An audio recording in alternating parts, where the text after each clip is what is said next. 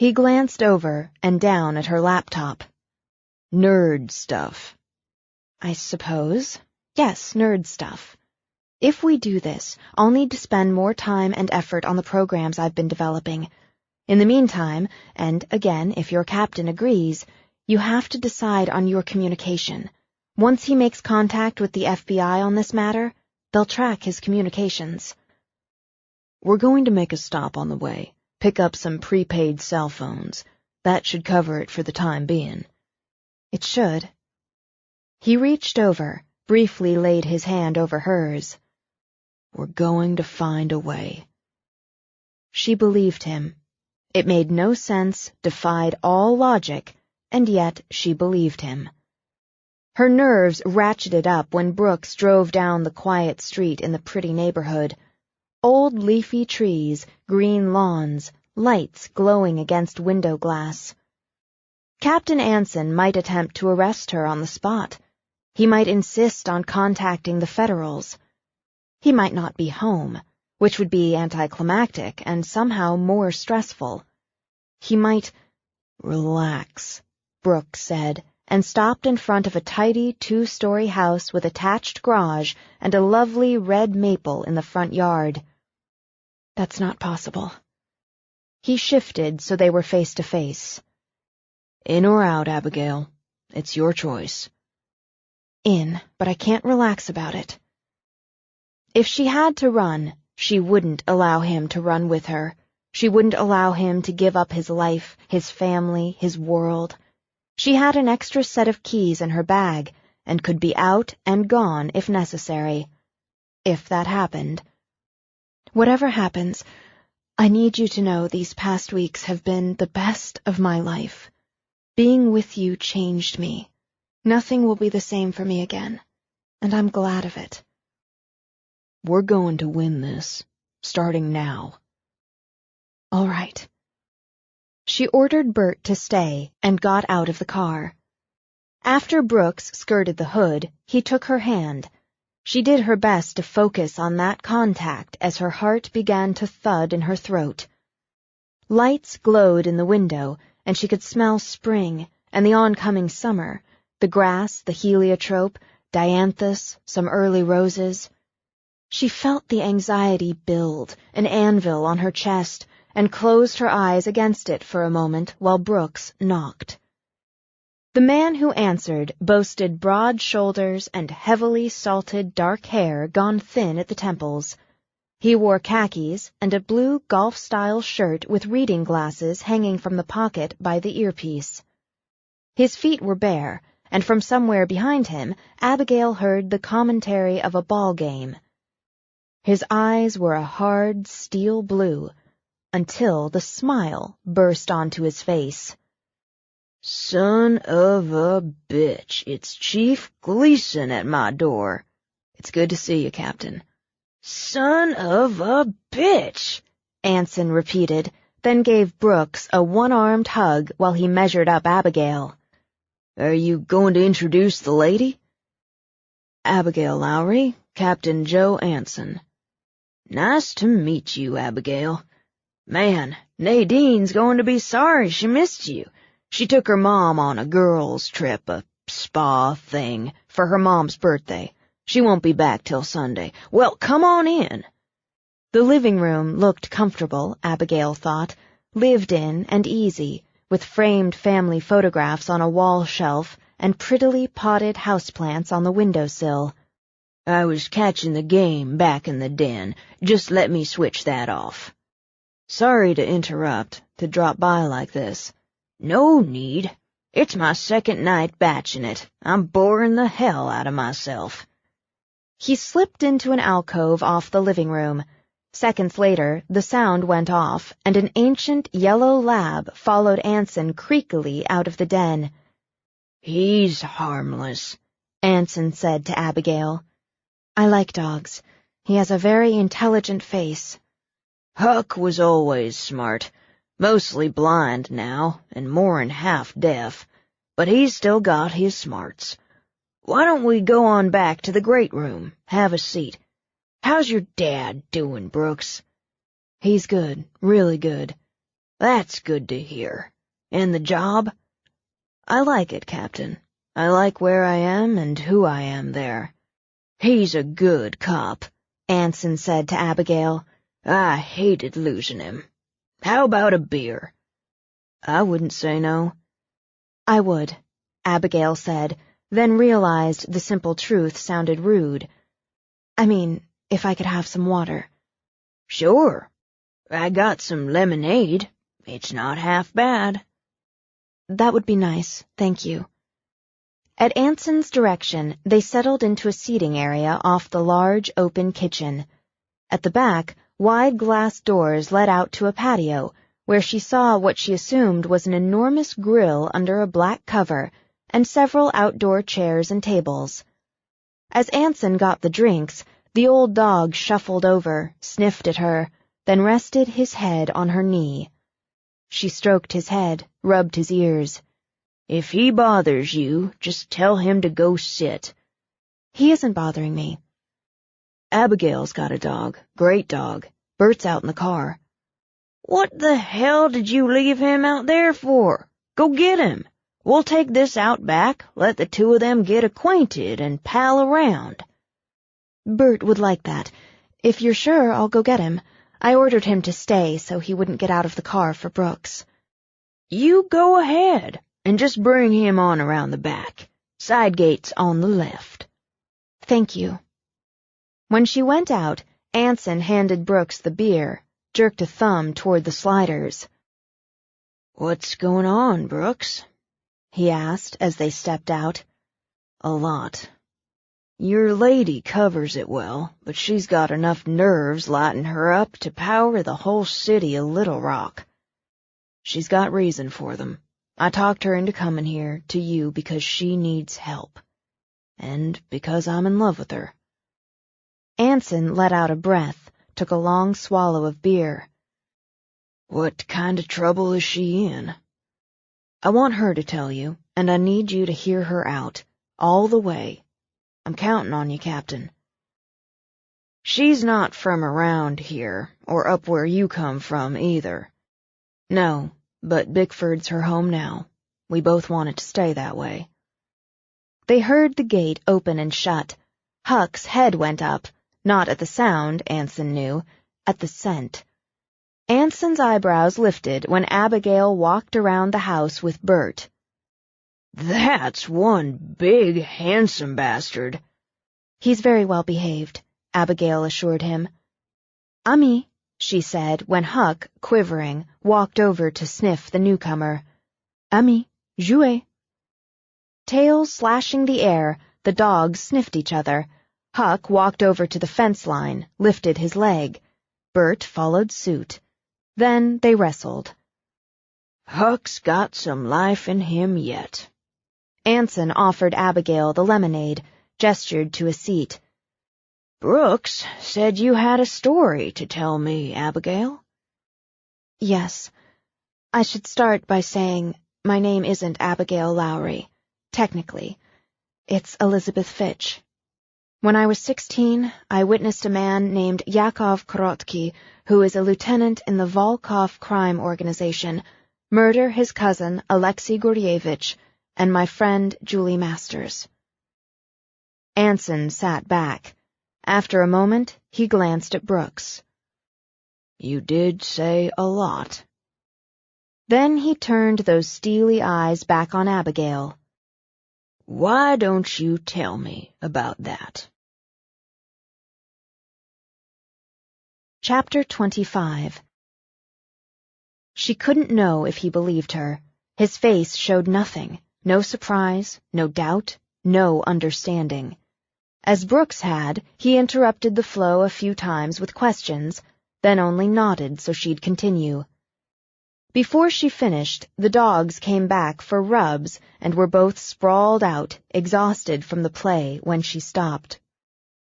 I remember some of what you're telling me, Anson began. It was big news at the time, especially within law enforcement. 2 U.S. Marshals killed, another wounded, the witness in a mob-related double murder missing. Your name and face was all over the national media for some weeks, and there were a number of interagency memos on you. Yes, I know. As well as an outstanding warrant for fleeing a scene, a bolo and APB. You're wanted for questioning in the matter of those agents' deaths, and the explosion of the safe house. Her fingers linked together, painfully tight, in her lap. Inter-office communication indicates that Keegan and Cosgrove have been taken at their word. Wanted for questioning is simply a ruse in order to charge me for murder or accessory to murder. How would you be privy to inter-office communication? Saying nothing, Brooks reached over, unlaced her fingers, kept his hand on hers. I'm a computer scientist and specialize in security. I'm also a hacker. And you're telling me you can access confidential files and memos inside the U.S. Marshal Service and the FBI? Yes, I'm very skilled, and this has been a priority for me. Both Keegan and Cosgrove made statements which claim they came in, found Terry down in the kitchen, and her weapon missing. As they began to call it in, they were fired on by persons unknown, and Cosgrove sustained a wound. As Keegan returned fire, the lights went out. Keegan was able to get Cosgrove outside, call in the incident. But before he could go back in for Terry, or to find me or John, the house exploded. He also claimed he believed he saw someone fleeing. That about sums up what I remember from it, Anson agreed. One of the prevailing theories is I grew panicked, or perhaps bored, and contacted the Volkovs to make a deal. They tracked me to the safe house, and I fought with Terry as I tried to get out. Either I or persons unknown associated with the Volkovs shot John, fired on Keegan and Cosgrove, and I either escaped in the confusion or was taken. The assassins then blew up the house to cover the tracks. Or I did it. A 16-year-old girl getting the draw on 2 marshals and blowing up a house. Brooks shook his head. I wouldn't buy it.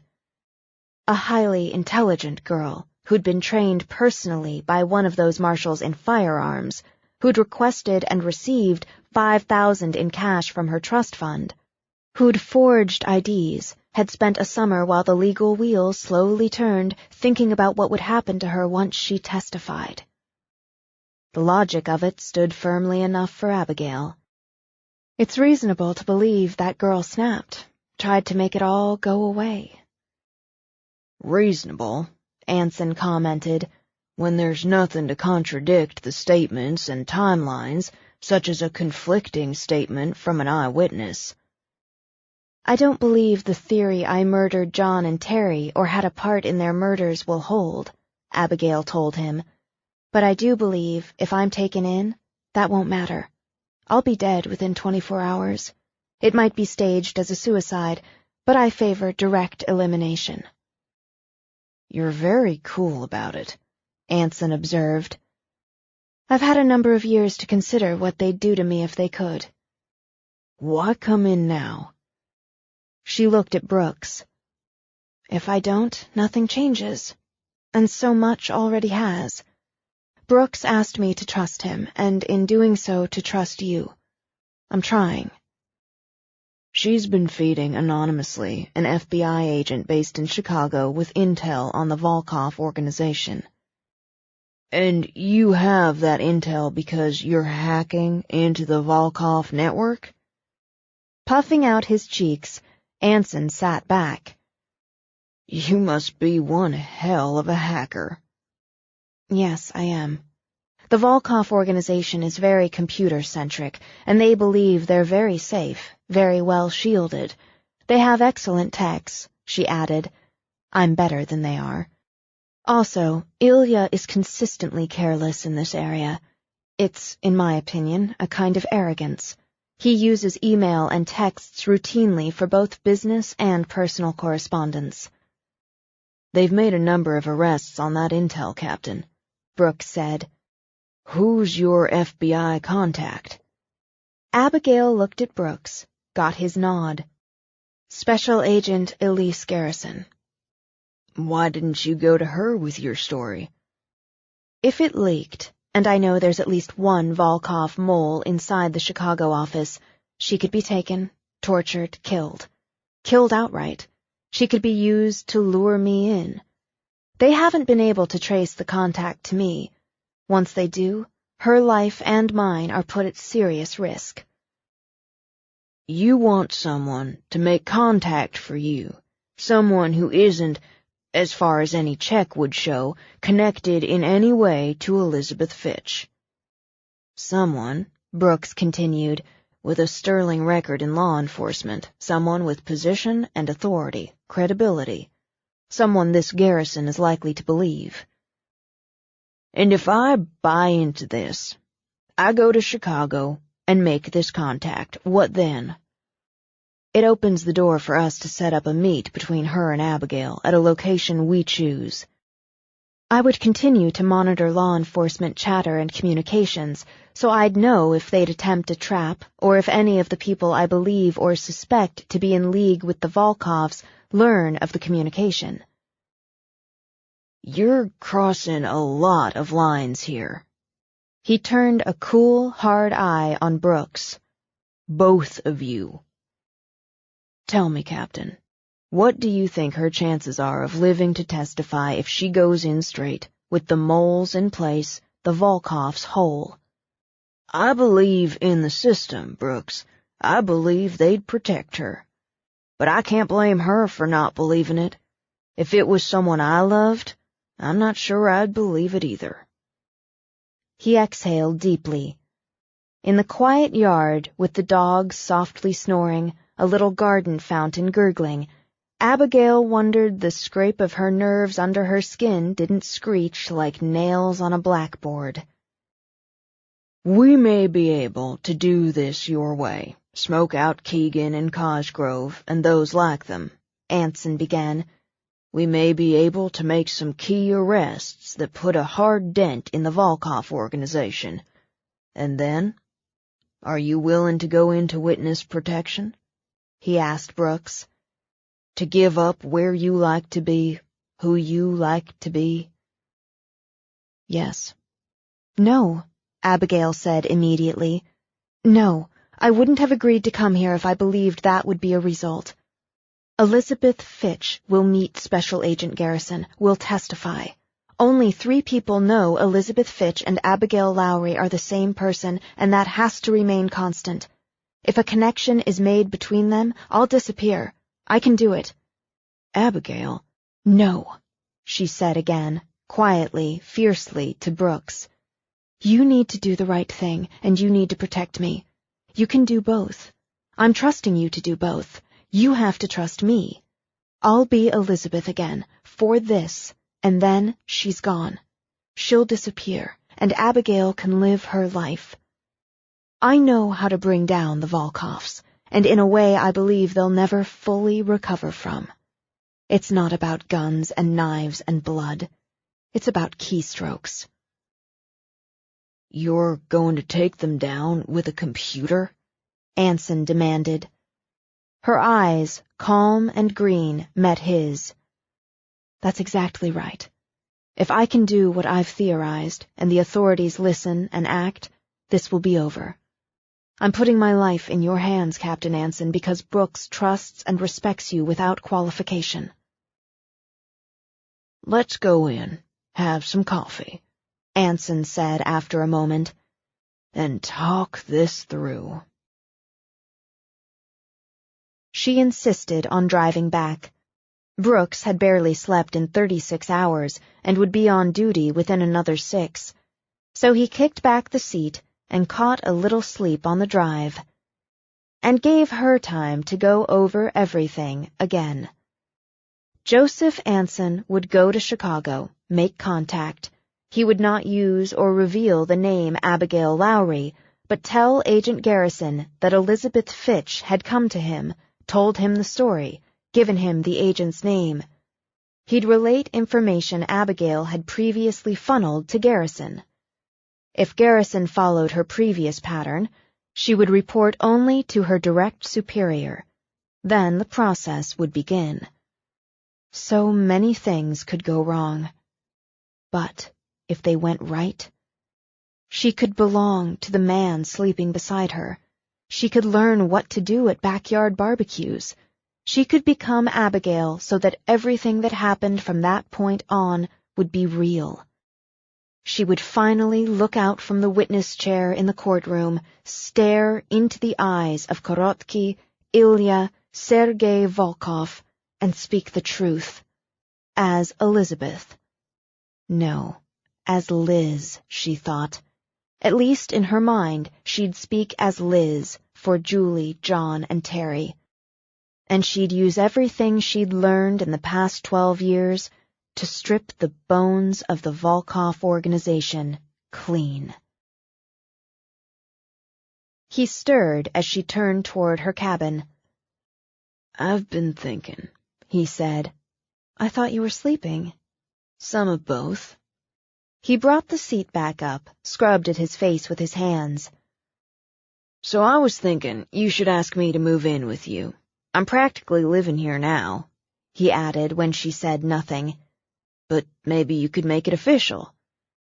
"Do you want to live here so you can protect me?" "That would be a side benefit. Other side benefits include having my stuff handy, some closet and drawer space, and easy access to sex.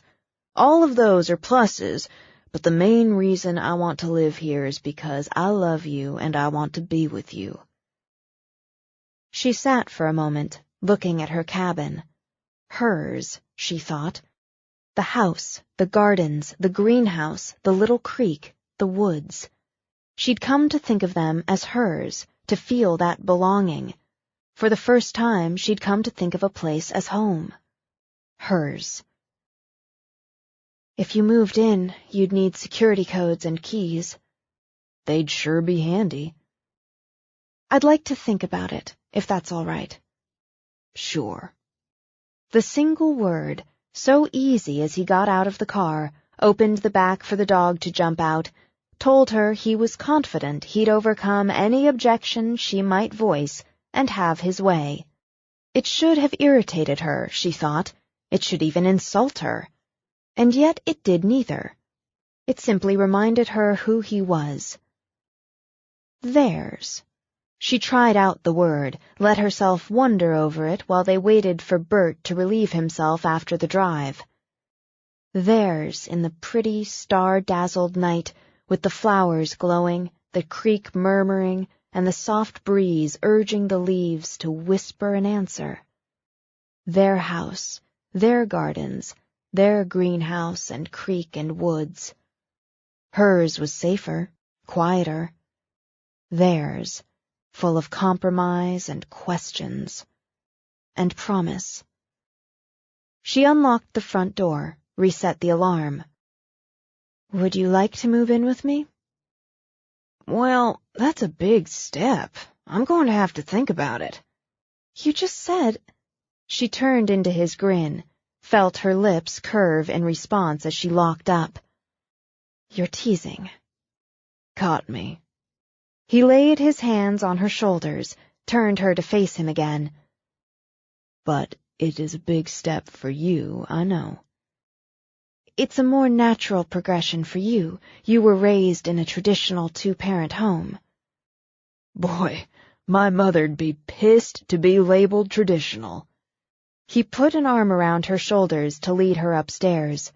"We'll keep that between you and me."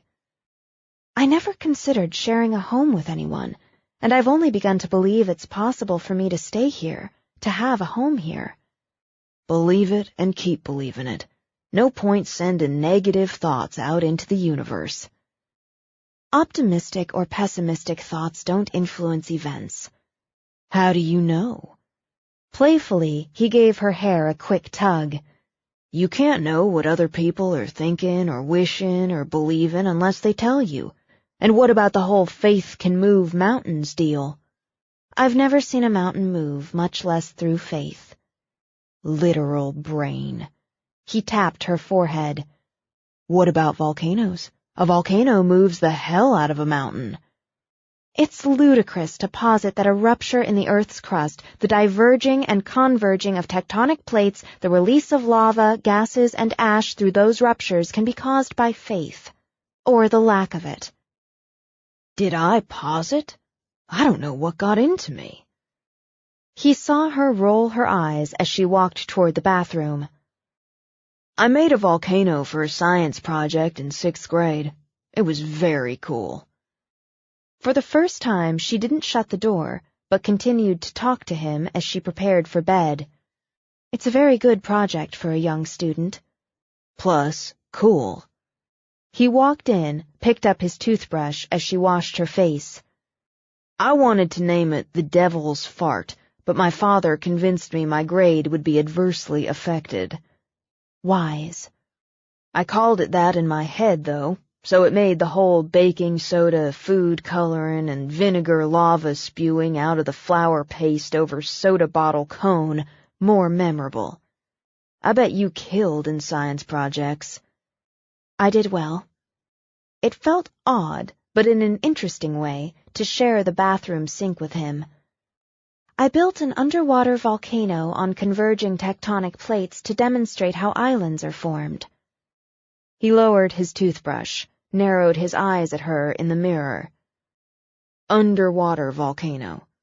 Yes, hot water always rises to the surface of cold and floats, with the baked clay model. Baked clay. Yes, and the remote-controlled plates, I was able to create a very satisfying eruption. How old were you? 9. Show off. I did enjoy doing well in school. You're talking about science projects, so I'll relax and sleep better. It's working for me. She found when she lay beside him in the dark, her mind drifting, it worked for her as well. Brooks arrested Roland Babbitt as his first official duty of the morning. He felt pretty damn good about knocking on Babbitt's door at 7 a.m., better yet when the heavy-eyed, bed-headed Babbitt opened the door. Roland Babbitt. Yeah? Is there a problem? There is for you. I'm Chief Gleason of the Bickford Town Police, and this is my deputy, Boyd Fitzwater. I have a warrant for your arrest. Huh? And another to search your room, belongings, and vehicle. You're going to need to get dressed and come with us. What's this about? Under arrest? That's crazy. Not considering you're in possession of burglary tools, and used same at 2:15 this morning to illegally enter the Ozark suite, which is both locked and posted. Roland's eyes, not so heavy now, took a long study of Brooks's face. I want to make a phone call. No problem. You can have your phone call once we're at the station. I'm going to give you a chance to get dressed, or we can take you in while you're in the hotel robe. It's a nice robe. I'd like to get dressed. Okay, then. Boyd, why don't you read Mr. Babbitt his rights while he puts some pants on? Brooks held up the search warrant before he started wandering the room. Nice view. Mr. Conroy does it up right. You try the restaurant for dinner? Room service. Roland dragged on a pair of pants, pulled out a t-shirt. I had the steak. How was it? Bloody and good. Yeah, they do it right. He opened the navy backpack, poked through, then put the lockpick set in an evidence bag. You visitin'? Despite the circumstance, Roland snorted out a laugh. Everybody asks. You know by now I'm here on business. Steuben Price out of Little Rock. As he sealed a mini tape recorder into a bag, Brooks's voice stayed smooth and easy as warm cream. I was on the job down there. You probably know that by now, too. That's a fancy firm with fancy prices, Mr. Babbitt. We do good work. I don't doubt it. He shot Roland a friendly smile. Too bad you don't have better taste in clients. Not my call. Do you mind if I brush my teeth, empty my bladder? I'd mind if you didn't. Brooks continued to search the room while Boyd stood in the open bathroom doorway. We're a quiet town, Brooke said conversationally. Oh, it can heat up some now and then, especially this time of year and on through the summer. A lot of tourists, a lot of conflicting personalities, you could say, stewing in all that heat. But we don't often run into PIs from fancy city firms doing some B&E right in our landmark hotel. I'm going to get my ass kicked over this. In a gesture that mirrored his attitude, Roland spat toothpaste in the sink. Lose my bonus. I was hoping to bring my wife down for a kid-free break after she has the baby. When's she due? August 15th. October's a pretty time in the Ozarks, Brooks commented as Roland came out. We'd be happy to have you, when you're visiting. Boyd, you can finish up with the search. I'll take Mr. Babbitt in. You're not going to cuff me? Brooks offered that friendly smile again. You want me to? No, I appreciate it. I don't figure you're going to run, and if you did, where are you gonna go? He didn't run. Even if he'd had somewhere to run, he was made, his cover blown, the job in pieces. At the station, Brooks gave him a cup of decent enough coffee, a phone, and a few minutes of privacy, at a desk rather than in a cell. After he made the call, Roland sat brooding. You finished up there? Brooks asked him. Yeah, finished. Why don't we talk in my office? Jeff, Brooks said to his part-timer, don't go poking in or sending in any calls, all right? Not unless it's important. Yes, sir, Chief. Have a seat. Brooks closed his office door, walked over to lean a hip on his desk. Well, I'm going to tell you straight. You're in some trouble here, Roland. I got a lawyer coming down. Fancy lawyer from the fancy firm, I expect. Still, we got you pretty cold on the B&E. Camera caught you in the hall, at the door, then the other cameras caught you poking around inside the suite. Got your lockpicks. As if sympathetic, Brooks let out a breath, shook his head. Even a fancy lawyer's gonna have a time getting around that, don't you figure? Could mean a little jail time and put a hurt on your license. And a baby coming? I'd hate for your wife to visit you in jail in her condition. Jail's doubtful, but the hurt on my license? Hell. Roland pressed his fingers to his eyes. Might be okay there. It's the first ding on my record. Brooks lifted his shoulders, let them fall. Might be. I'm not usually sloppy. I figured the look around for a breeze. I didn't spot the cameras. Don't be too hard on yourself. They weren't there until after you stopped by Abigail's. Uh-huh. Now, Roland's eyes met Brooks in perfect understanding. She, her dog, and her Glock scared the hell out of me. You scared her. She's a city girl still, Brooks lied cheerfully. Alone out there, no close neighbors. Add to that how she makes her living. I'm sure you know that already.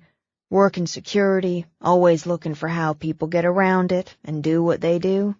She's a bit jumpy. You'd have to be to have security cameras in the woods. Oh, she's always experimenting, running programs and what she calls scenarios. It happens you walked into one. Shook her up enough to have her lock herself in the house till I got home. You know, in case you were some axe murderer instead of a lost photographer. She didn't look shook up, Roland muttered. Well, Abigail, she puts on a good front, and the dog helps her confidence. She told me about you, and I had to wonder. You gave her your real name. ID was in my pack. She had the gun. I didn't want to annoy her with a lie if she checked my pack. But I didn't consider she or you would run me. Cops. We're just naturally cynical and suspicious. So, Roland, here's the thing.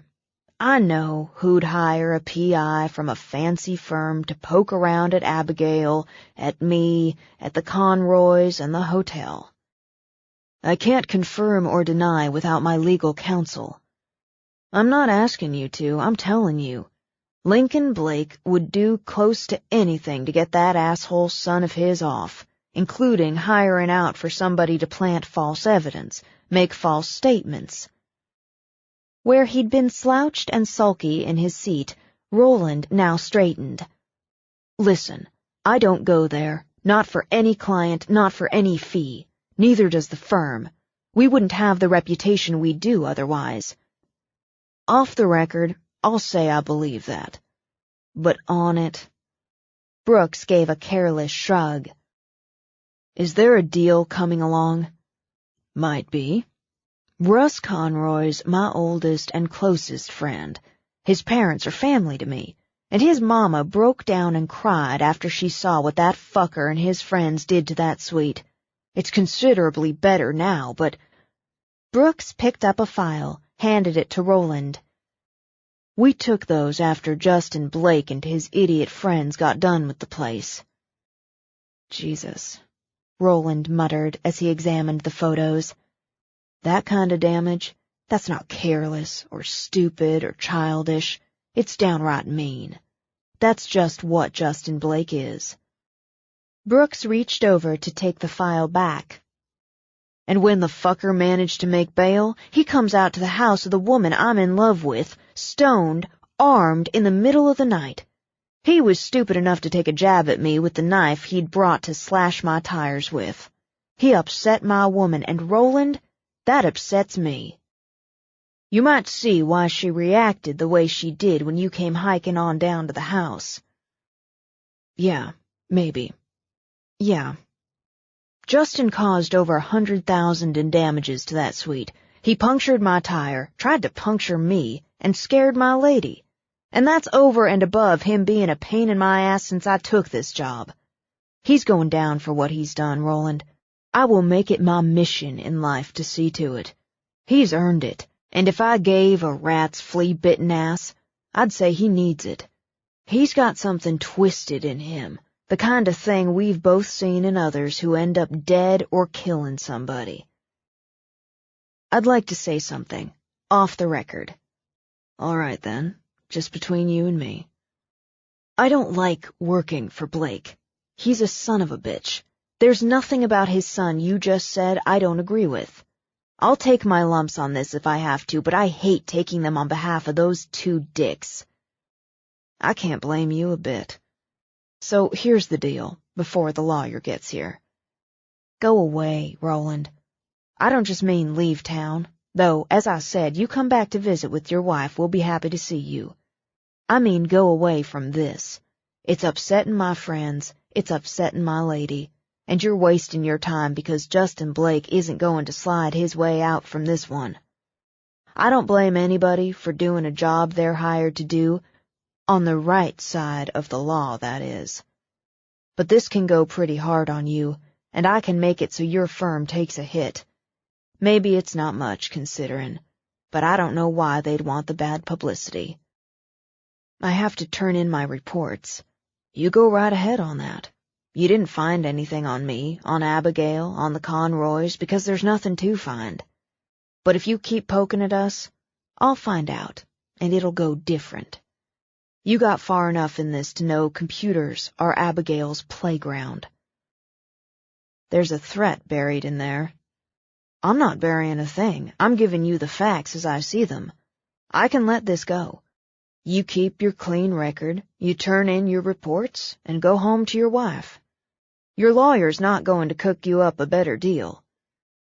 Why are you? For the reasons I just gave you.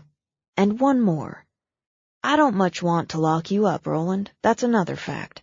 If I'd gotten a different sense of you, if I thought you were the kind who enjoys working for a man like Blake, who'd edge over more than crossing a property line or going into a locked room to take a look around, you'd be in a cell right now. I'd work to keep you there. I'd like to call my boss, give him the status. Go ahead. Brooks pushed off the desk. I met your mother. Brooks leaned back again. Did you? I walked down, getting that sense, like you said. That house, it's amazing. We're partial to it. Go ahead and make your call, Brooks told him, and strolled out. Chapter 26. Abigail put everything else aside and focused entirely on the creation of the virus. She'd made numerous attempts to piggyback it on the worm she'd already constructed, but the results weren't satisfactory. She could do considerable damage with the worm, but with the worm boring openings into the Volkov network, the virus that followed, spreading through those openings, would devastate. To accomplish everything she needed, it had to be very fast, very complete, and trigger no alerts. She'd always considered the project a kind of hobby, one she'd hoped would one day pay off. Now, it was a mission. If she had time to build more equipment, or the luxury of hiring another skilled tech or two, but she didn't, so speculating proved useless. This was only for her. In any case, over time she'd developed her own programming language, the better to thwart anyone who attempted to hack into her files, and even if she could hire on, she'd have to teach someone her language and techniques. Faster, more efficient to do it herself. She ran the next test, watched her codes fly by, and thought, no, no, no. It remained too unwieldy, too separate, took too long. She sat back, her hair twisted up off her neck and secured with a pencil. As she studied the screen, she drank iced green tea for clarity of thinking. The tea, the 2 yoga breaks she'd made herself take, the absolute quiet, didn't appear to help. When her alarm sounded and Bert went on alert, she checked her monitor. She hadn't expected Brooks so early, she thought, as she spotted his cruiser, then glanced at the time. She'd worked straight through the morning and into the middle of the afternoon. 6 hours, she thought, with no appreciable progress. Maybe it was beyond her after all. She started to get up to unlock the doors for him, then remembered she'd given him keys and the security codes. An uneasy step, she admitted, but the advantage right that moment was she didn't have to stop to let him in. Still, there would be someone in the house, in her space.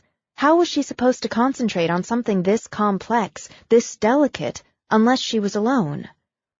Which tore apart her fantasy of a state-of-the-art computer lab and a team of highly skilled techs. But that was only fantasy, because she always worked alone, until— Hey! Brooks walked in, set a bag on the counter. How's it going? Not as well as I'd like. I need to try another sequence, test again. How long have you been at it? It doesn't matter how long, it's not done. Okay, I'll get out of your hair as soon as I put this stuff away. I brought some of my things over, so I'll deal with that upstairs. If you're not done when I am, I'll find something to do. Was her only response. She tried not to tense up at the sound of the refrigerator, the cupboards opening and closing.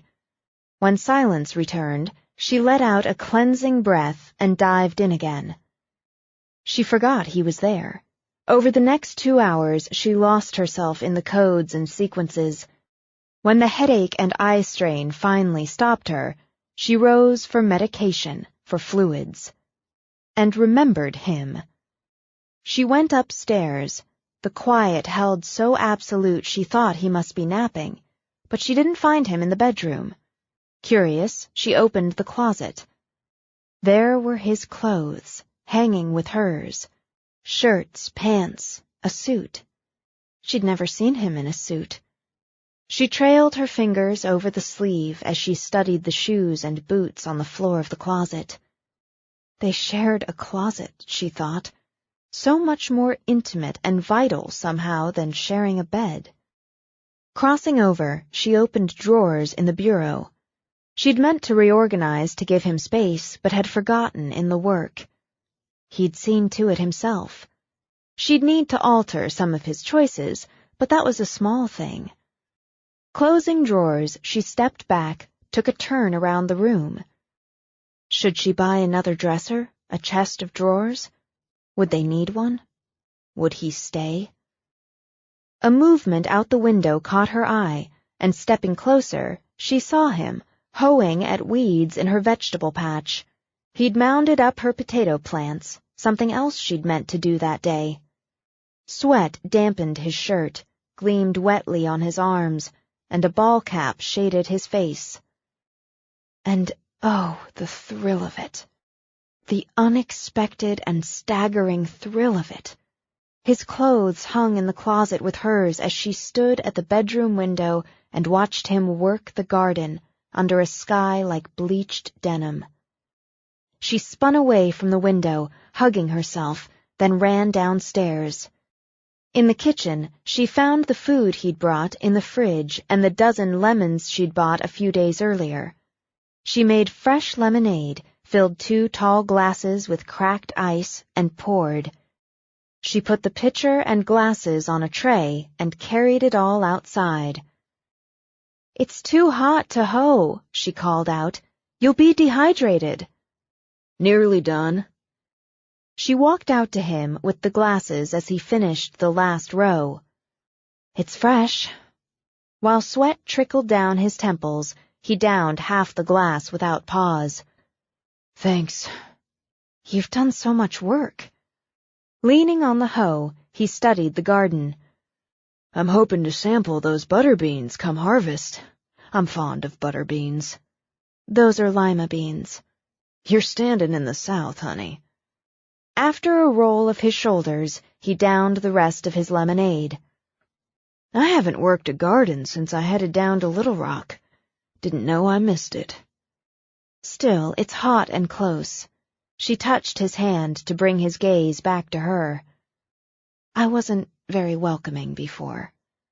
"Work's allowed to get in the way now and again.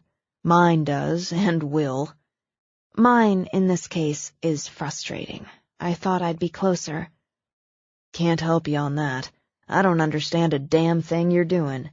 But I can work a garden, and I can grill up those steaks I picked up, so you can have more time at it." He cocked his head as he studied her. "But I'd say it's time for a break all around, and I sure as hell need a shower." "You're very sweaty," she agreed, and took the hoe from him to carry it to her little garden shed. "I can pick some of the lettuce and a few other things for a salad when you're done." "I'm thinking we." "You've already done more than your share in the garden." "Not we in the garden." He took her hand, pulling her along toward the house. "We in the shower." "I really should—" "Get wet with me." He paused to take off his dirty boots, sweaty socks. "Did I ever tell you about this swimming hole we used to frequent?" "No." "It's not that far from here, a little higher in the hills. Really more a bend in the river than a pool, but it worked fine." Taking her glass, he set them both down on the counter as he moved her through the kitchen. "Water's cool. The color of tobacco, I'd say, but clear. Russ and I and some others used to ride our mountain bikes up there on those long, schoolless days of summer, strip down and cool off. The first time I skinny dipped with a girl was there, at what we locals call Fiddlehead Pool, because there's fiddlehead ferns thick as thieves up there. I'll take you sometime." "That sounds very interesting, but right now—" He'd managed to get her into the bedroom, began to back her toward the bath. "You need to get naked and wet. Let me help you with that." "You appear to be very determined," she commented when he pulled her shirt over her head.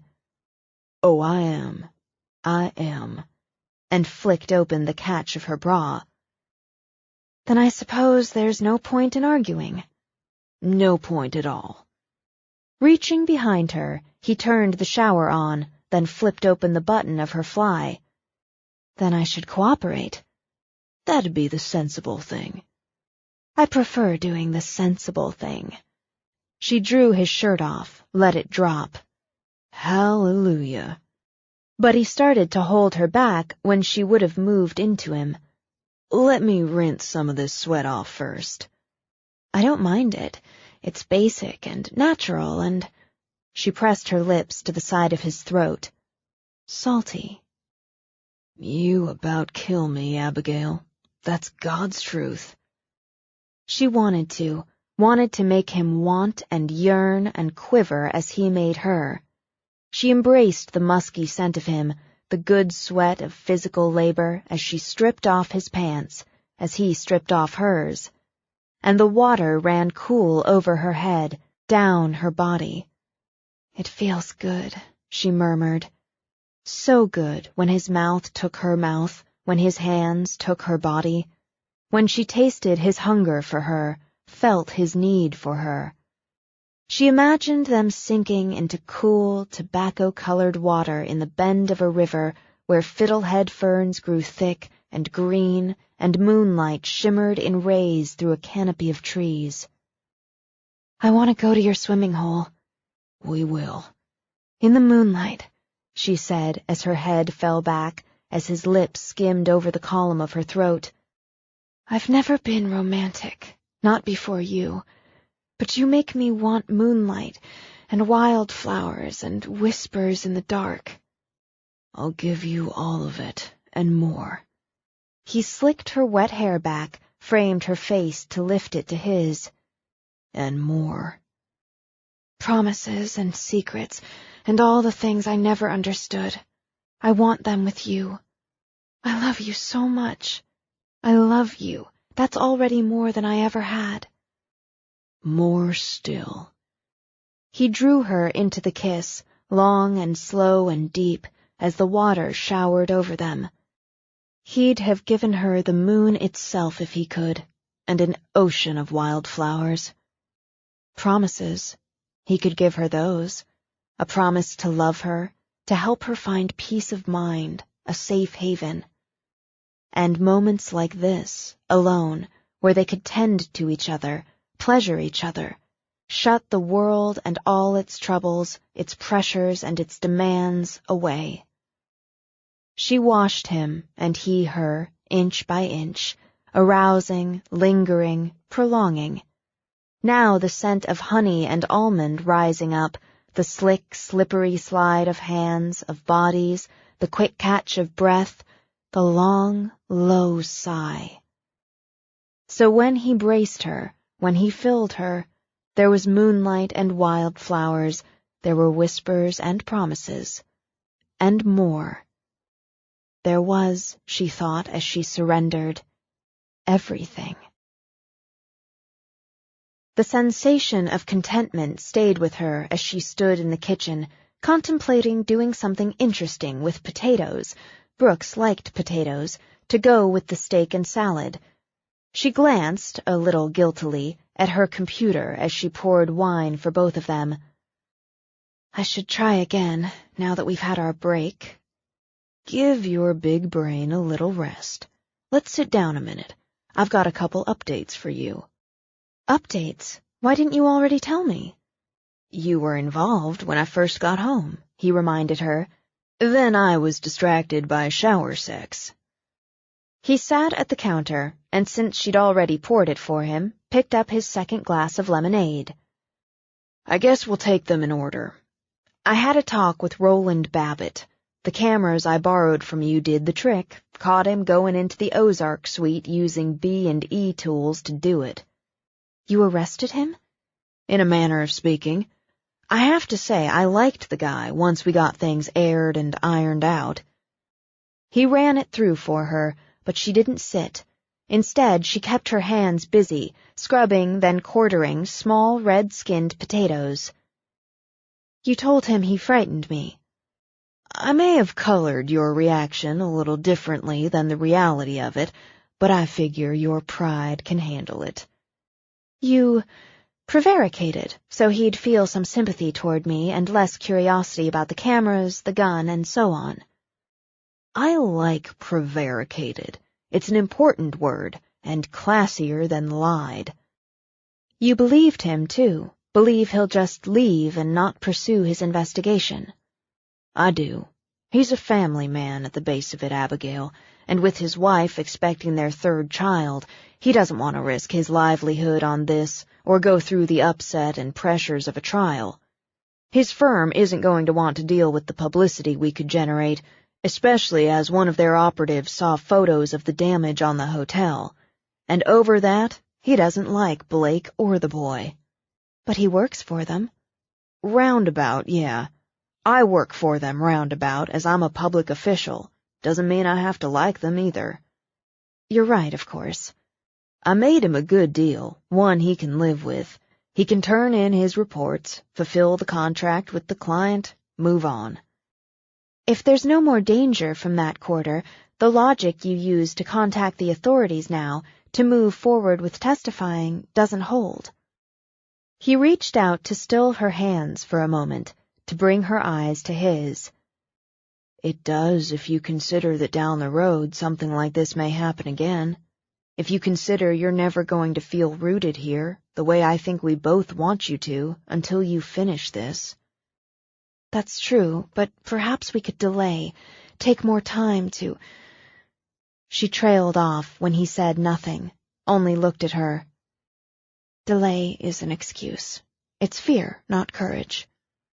I'm never going to question your courage, or criticize the way you've coped. That means a great deal to me. I want it over, Brooks, I do, and having taken appreciable steps toward that end is frightening, but it's also a relief. Then I hope you'll be relieved to know Captain Anson's in Chicago. He intends to contact Agent Garrison tonight. He called you? Late this afternoon, on the drop phone. I'm grateful to him. She began mincing garlic, her eyes trained on her hands, on the knife, as the pressure built in her chest. I hope she'll believe him. You picked a smart, capable, honest woman. Yes, I was very careful in my selection. Anson's a smart, capable, honest man. We couldn't do better. We both made logical choices. It's good it's happening quickly. Delay isn't sensible once decisions are made, so it's best it's moving forward quickly. She poured olive oil, spooned some Dijon mustard with it in a bowl. After a distracted moment, she added a splash of balsamic vinegar. Except for my part. You'll get there. I'm not confident of that at this point. I am, so take some of mine. He watched her spoon a little Worcestershire in the bowl, then some Italian dressing he knew she used primarily for marinades. In went the garlic, some pepper, a little chopped fresh basil. What are you doing there, Abigail? I'm going to coat the potatoes with this and roast them. I'm making it up, she added as she began to whisk the mixture. It's science, and science keeps me grounded. Experimenting is satisfying when the results are pleasing. Even when they aren't, the process of the experiment is interesting. He couldn't take his eyes off her. She whisked, sniffed, narrowed her own eyes, added a little something more. Pretty as a picture, he thought, with her hair still a little damp from the shower and pulled back in a short, glossy brown ponytail. She'd put on a sleeveless shirt of quiet gray and jeans that rolled up into casual cuffs just above her knees. One of her nines sat at easy reach on the counter by the back door. Her face, those wide green eyes, stayed so sober, so serious as she put the potatoes into a large bowl, poured the experimental mixture over them, reached for a wooden spoon. Marry me, Abigail. She dropped the spoon. Bert sauntered over to sniff at it politely. Well, that just popped out, he said when she just stared at him. You were joking. She picked up the spoon, set it in the sink, lifted another from a pottery sleeve. Because I'm cooking and it's a domestic area. I'm not joking. I'd figured to set the scene a lot better when I asked you. That moonlight you wanted, flowers, maybe some champagne. A picnic's what I had in mind. A moonlight picnic up at the spot you like with the view of the hills. But I'm sitting here, looking at you, and it just popped out. He came around the counter, took the spoon, set it aside so he could take both her hands. So marry me, Abigail. You're not thinking clearly. This isn't something we can consider, much less discuss, particularly when my situation remains in flux. Things are always in flux. Not this, he added. I swear to you we'll end this, we'll fix this. But there's always going to be something. And I think now's the perfect time, before it's ended, before it's fixed, because we should be able to promise each other when things outside aren't perfect. If it goes wrong, then it goes wrong. We don't. Marriage. She drew her hands free, used them to stir the coating on the potatoes. It's a civil contract, broken at least half the time with another document. People enter into it promising forever, when in reality, I'm promising you forever. You can't know. I believe. You've just moved in, just hung clothes in the closet. Noticed that, did you? Yes. We've known each other less than 3 months. She got out a casserole, and, busy, scooped and poured the coated potatoes into it. We have a very difficult situation to address. If you feel strongly about the subject, and continue to feel strongly, I'd be willing to discuss our views on the matter at some more rational time. Delay is an excuse. She slammed the casserole into the oven, whirled on him. You think it's clever to throw my own words back at me. I think it's apt. And why do you make me lose my temper? I don't like to lose my temper. Why don't you lose yours? I don't mind getting pissed. He shrugged, picked up his lemonade. I'm not right at the moment. I'm more interested in the way you're twisting yourself into knots because I love you and I want to marry you. I'm not twisting myself into knots. I've very clearly given you my opinion on marriage and— No, you very clearly gave me your mother's opinion. Very carefully, she picked up a cloth towel, wiped her hands. That was uncalled for. I don't think so, and it wasn't said to hurt you. You're giving me cold logic and statistics. That's your mother's way. I'm a scientist. Yeah, you are. You're also a giving, caring woman. One who wants moonlight and wildflowers. Tell me what that part of you wants, what that part of you feels, not what your mother pushed into your head as long as she could. How can this be so easy for you? Because you're the one. Because I've never felt for anyone what I feel for you. I want a lifetime with you, Abigail. I want a home with you, family with you. I want to make children with you, raise them with you. If you truly don't want any of that with me, I'll give you the best I've got and hope you change your mind. I just need you to tell me you don't want it. I do want it, but But? I don't know. How can anyone think when they feel so much? You can. You've got that big brain to go along with that big heart. Marry me, Abigail. He was right, of course. She could think.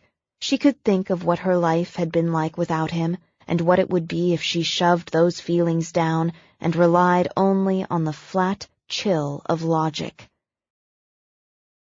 I couldn't put my real name on a marriage license. He cocked his brows. Well, in that case, forget it. The laugh rushed out of her. I don't want to forget it. I want to say yes. So say yes. Yes! She closed her eyes, felt dizzy with delight. Yes! And threw her arms around him. This is right, he murmured, turned his lips to her damp cheek. I'm the luckiest man in the world. He drew her back to kiss her lips, her other cheek. My mother says that women cry when they're happy because they're so filled with the feeling they want to let it out, share it. And teardrops spread that happiness. It feels true. I hope the potatoes turn out well. On a laugh, he dropped his brow to hers. You're thinking about the potatoes? Now? Because you asked me to marry you when I was creating the recipe. If it comes out well, it'll be a very special one. We'll pass the story to our children. If they suck, we can still pass the story on. But we won't enjoy the potatoes. Jesus, I really love you. He squeezed her until she gasped. I never believed I would have this, any of this, and now I have so much. We're going to make a life together and create a family. We're mates. She stepped back, gripped his hands. And more. We're going to merge our lives. It's amazing that people do. They remain individuals with their own makeup, and still they become and function as a single unit. Yours, mine, but also, and most powerfully, ours. It's a good word, ours. Let's use it a lot. I should go out and pick our lettuce for our salad so we can have our dinner. We's another good word. We'll go out. I like that better. She started to turn for the door, went still as her thoughts aligned. Mated. Merged. If you want to mate and merge again, better turn down those potatoes. Not piggybacked, not layered or attached, integrated, merged. Separate makeups, individual codes, but merged into one entity. I don't think you're talking about us anymore. It's the answer. A blended threat. Yes, I'd tried that, but it has to be more. Different than combining. It has to be mated. Why didn't I think of it before? I can do this. I believe I can do this. I need to try something. Have at it. I can handle dinner. Except I don't know when to take those potatoes out. Oh, she looked at the clock, calculated. Mix and turn them in another 15 minutes. They should be done 30 minutes after that. Within an hour, she'd recalculated, rewritten codes, restructured the algorithm. She ran preliminary tests, noted the areas she'd need to adjust or enhance.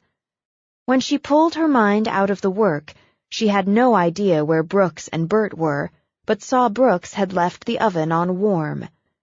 She found them both on the back porch, Brooks with a book, Bert with a rawhide. I've made you wait for dinner. Just gotta throw the steaks on. How'd it go? It needs work, and it's far from perfect. Even when I complete it, I'll need to Romulanize it. Do what to it? Oh, it's a term I use in my programming language. The Romulans are a fictional alien race. From Star Trek. I enjoy Star Trek. Every nerd does. The way he used the word nerd struck like an endearment and never failed to make her smile. I don't know if that's true, but I do. The Romulans had a cloaking device, one that made their starship invisible.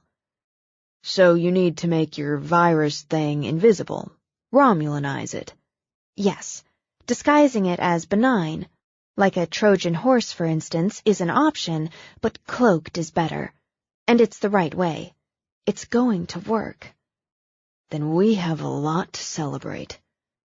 They had sunset, and what Abigail thought of as their engagement dinner. At moonrise, the phone in Brooks's pocket rang. That's the captain. Abigail put her hands in her lap, linked her fingers, squeezed them. She made herself breathe slowly as she listened to Brooks's end of the conversation and interpreted what Anson told him. He made contact, she said when Brooks ended the call. He did. She was skeptical, suspicious. I'd think less of her if she hadn't been. She checked his credentials, asked a lot of questions, grilled him, basically. She knows your case. I expect every agent and marshal in Chicago does. He can't swear she believed he didn't know where you are, but there's not a lot she can do about that, as there's no connection or communication between you. But they'll need me to come in. They'll want to interview me. Interview Elizabeth Fitch in person. You're in control of that. His eyes on hers, he laid a hand over her tensed ones. You go when you're ready. They talked over 2 hours and agreed to meet tomorrow. We'll know more then. She's contacted her superior by now. 10 minutes after Anson left, she came out, got in her car. Again, he can't swear she didn't make the tail, but he followed her to the assistant director's house. Anson called to let us know right after she went inside.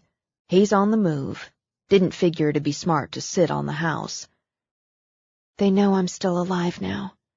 They know I'm Tvoi Drug. Both of those things are in your favor from their point of view. Logically. She breathed deep. There's no turning back now. For either of us. I want to work, at least another hour or 2. Okay, but don't push it too hard. We've got a barbecue tomorrow. Oh, but it's easy, and it's normal, and it's a break I figure both of us can use. A couple hours away from all this. He stroked a hand down her hair. It'll be fine, Abigail. Trust me. And we've got news. We're engaged. Oh, God. On a laugh, he gave a tug on the hair he'd just stroked. My family's going to do handsprings, I expect. I've got to take care of getting you a ring, he added. Shouldn't you wait to tell them if something goes wrong? We're going to make sure nothing does. He kissed her lightly. Don't work too late. Work, she thought, when he left her alone. At least there she knew what she was doing, what she was up against. No turning back, she reminded herself as she sat at her station, for either of them, from any of it. And still, she felt more confident at the prospect of taking on the Russian mafia than she did attending a backyard barbecue. Chapter 27. She jolted out of the dream and into the dark. Not gunfire, she realized, but thunder.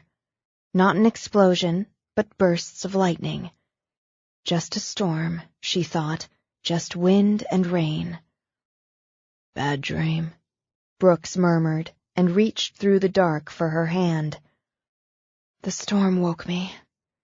But she slid out of bed, restless with it, to walk to the window.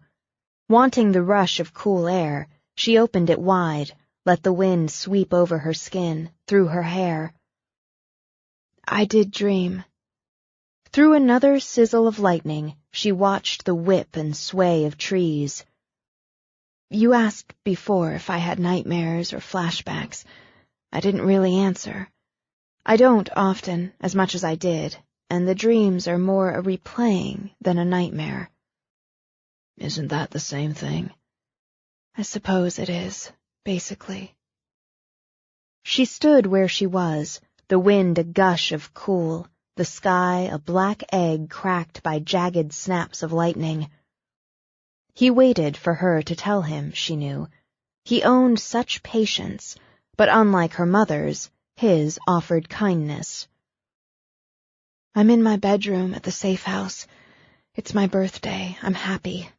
I've just put on the earrings and the sweater John and Terry gave me as gifts.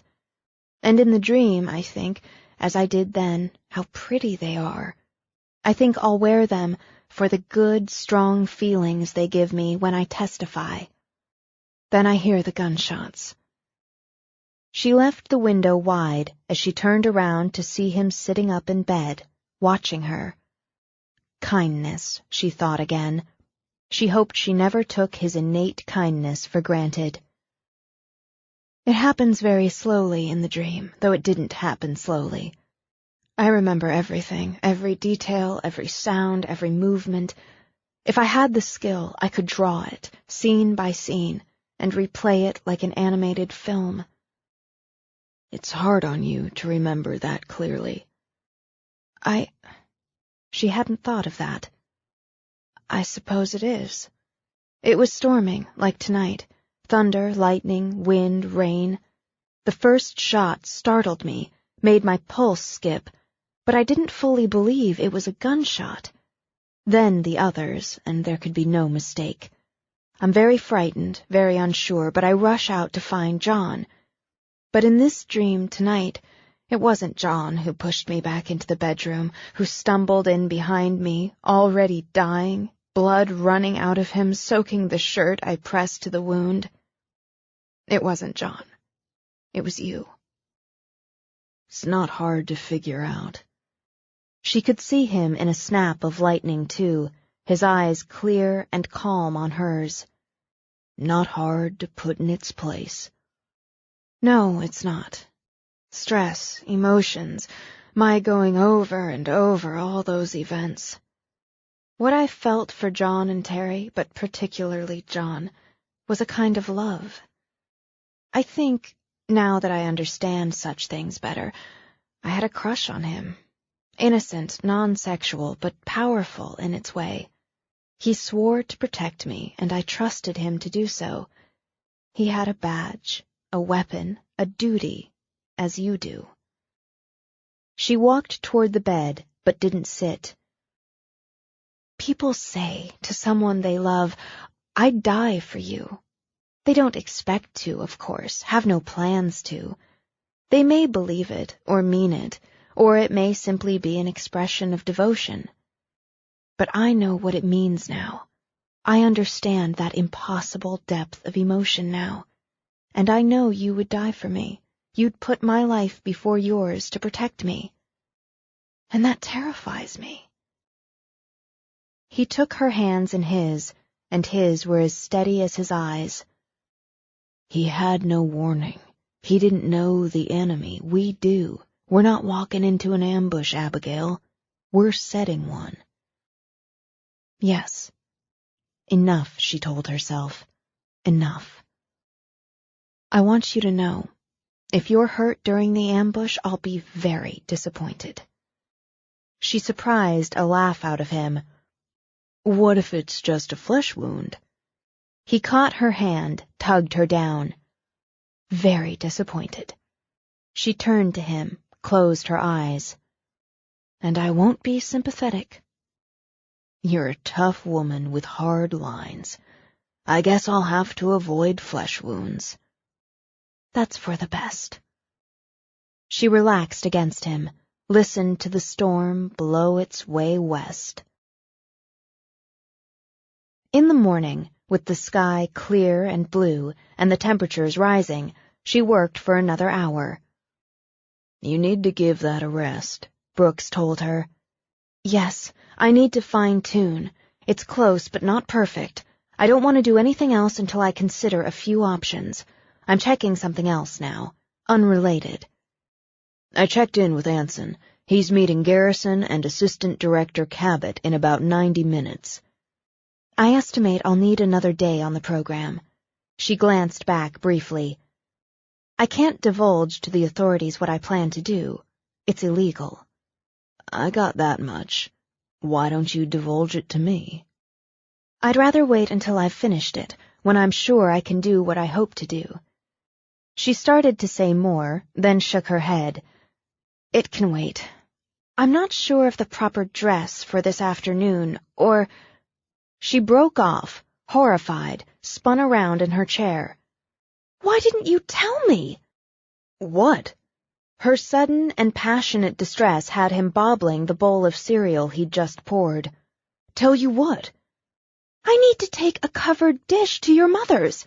You know very well I'm not familiar with the rules. You should have told me. There aren't any rules. It's just... It says right here. She jabbed a finger at her screen. Guests often bring a covered dish, perhaps a personal specialty. Where does it say that? On this site. I'm researching barbecue etiquette. Jesus Christ. Torn between amusement and absolute wonder, he dumped milk in the bowl. It's just a get-together, not a formal deal with etiquette. I picked up extra beer to take over. We'll grab a bottle of wine. I have to make something right away. She flew into the kitchen, began searching her refrigerator, her cupboards. He stood, watching her and shoveling in cereal. Abigail, chill it some. You don't need to make anything. There'll be plenty of food. That's not the point. Orzo. I have everything I need to make orzo. Okay, but what is the point? Taking food in a covered dish I've prepared myself is a courtesy and a sign of appreciation. If I hadn't checked, I wouldn't have known because you didn't tell me. She put a pot of water on the stove, added salt. I should have my ass whipped. You think it's amusing.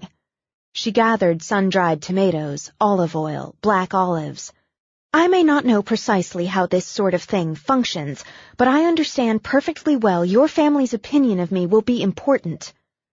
My mother and sisters already like you. They may tend in that direction until I rudely attend the barbecue without a covered dish. Just go out and pick a small head of radicchio out of the garden. I'd be happy to, but I don't know what it looks like. She spared him a fulminating glance before storming out to pick it herself. That sure took her mind off illegal computer viruses and stepping into the arms of the feds, he thought. And since she was on a tear, he thought it might be wise to stay out of her way for a couple of hours. When she stormed back in, he made a mental note that radicchio was the purple leafy stuff, in case it came up again. I need to go into the station for a couple hours, he began. Good, go away. Need anything? I can pick whatever up on the way back. I have everything. I'll see you later then. Brooks rolled his eyes at Bert on his way out, as if to say, good luck dealing with her. He'd barely gotten out the door when his phone rang. Gleason. Hey, Chief. There's a little to-do over at Hillside Baptist, Ash told him. I don't handle to-dos on my day off. Well, it's a to-do with Mr. Blake and the Conroys, so I thought you might want in on it. Hell, I'm rolling now. He jumped in the car, backed it up with the phone at his ear. What level of to-do? Shouted accusations and bitter insults with a high probability of escalation. I'm rolling too. If you get there ahead of me, you start heading off that escalation. He thought, hell, and hit the sirens and the gas when he swung onto the main road. It didn't take him long, and he pulled up nearly nose to nose with Ash as they came in from opposite directions. You shaved off your... It couldn't rightfully be called a beard, Brooks considered. Face hair. Yeah, it got too hot. Uh-huh. As Brooks had judged, the to-do had already bumped up to a scene, and a scene was one finger jab away from a ruckus, so he decided to wait to rag on Ash about the haze he'd scraped off his face. Lincoln Blake and Mick Conroy might have been at the center of it, but they were surrounded by plenty of people in their Sunday best, lathered up and taken sides on the newly mowed green slope in front of the red brick church. Even the Reverend Good, holy book still in his hand, had gone beet red straight back into the sweep of his snowy hair. Let's simmer down, Brooks called out. Some of the voices stilled, some of the chest bumpers eased back as Brooks moved through. Blake had brought his stone-faced assistant, and Brooks had no doubt he was packing. Arkansas still had laws against guns in church, Christ knew for how long, but it was short odds some of those gathered on that green slope wore a weapon along with their tie and shined-up shoes. Add guns, he thought, and a to-do could go from a scene to a ruckus to a bloodbath in a heartbeat. Y'all are standing in front of a church.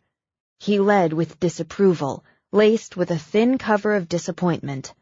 I expect most of you attended services this morning. I heard some language when I got here that's not fitting at such a time and place. Now I'm gonna ask y'all to show some respect. It's Lincoln here started it. Jill Harris folded her arms. Mick no sooner walked out the door than Lincoln got in his face. A man's got a right to say his piece. Mo Jean Parsons, Doyle's mother, squared off with the older woman. and you ought to keep that parrot nose of yours out of other people's business. I coulda if you hadn't raised a hooligan. Ladies. Knowing he took his life in his hands, women were apt to leap and bite and were as likely to be carrying as their men. Brooks stepped between them. It'd be best if you and everybody else went on home now.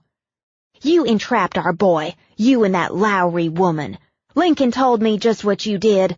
And the Conroys here, they're trying to make a killing off a bit of teenage mischief. Hilly Conroy elbowed her husband aside. From the look of her, Brooks decided she'd finally found her mad. Mogene Parsons, you know that's a lie. I've known you all your life, and I can see on your face you know that for a lie. Don't you call me a liar. Your boys run that hotel into the ground, and you're trying to make my boy pay for it. You don't want to stack your son up against mine, Mogene. If you do, and you try spreading those lies, you'll be sorry for it. You go to hell. That's enough. Mogene's husband, Clint, stepped forward. That's enough, Mogene. We're going home. You need to stand up for your boy. Why? You've been standing in front of him his whole life. I apologize, Hilly, Mick, for the part I played in making Doyle the embarrassment he is. Mogene, I'm going down to the car and I'm driving home. You can come or stay, that's up to you. If you stay, I won't be home when you get there. Don't you talk to me that... But he turned, walked away. Clint!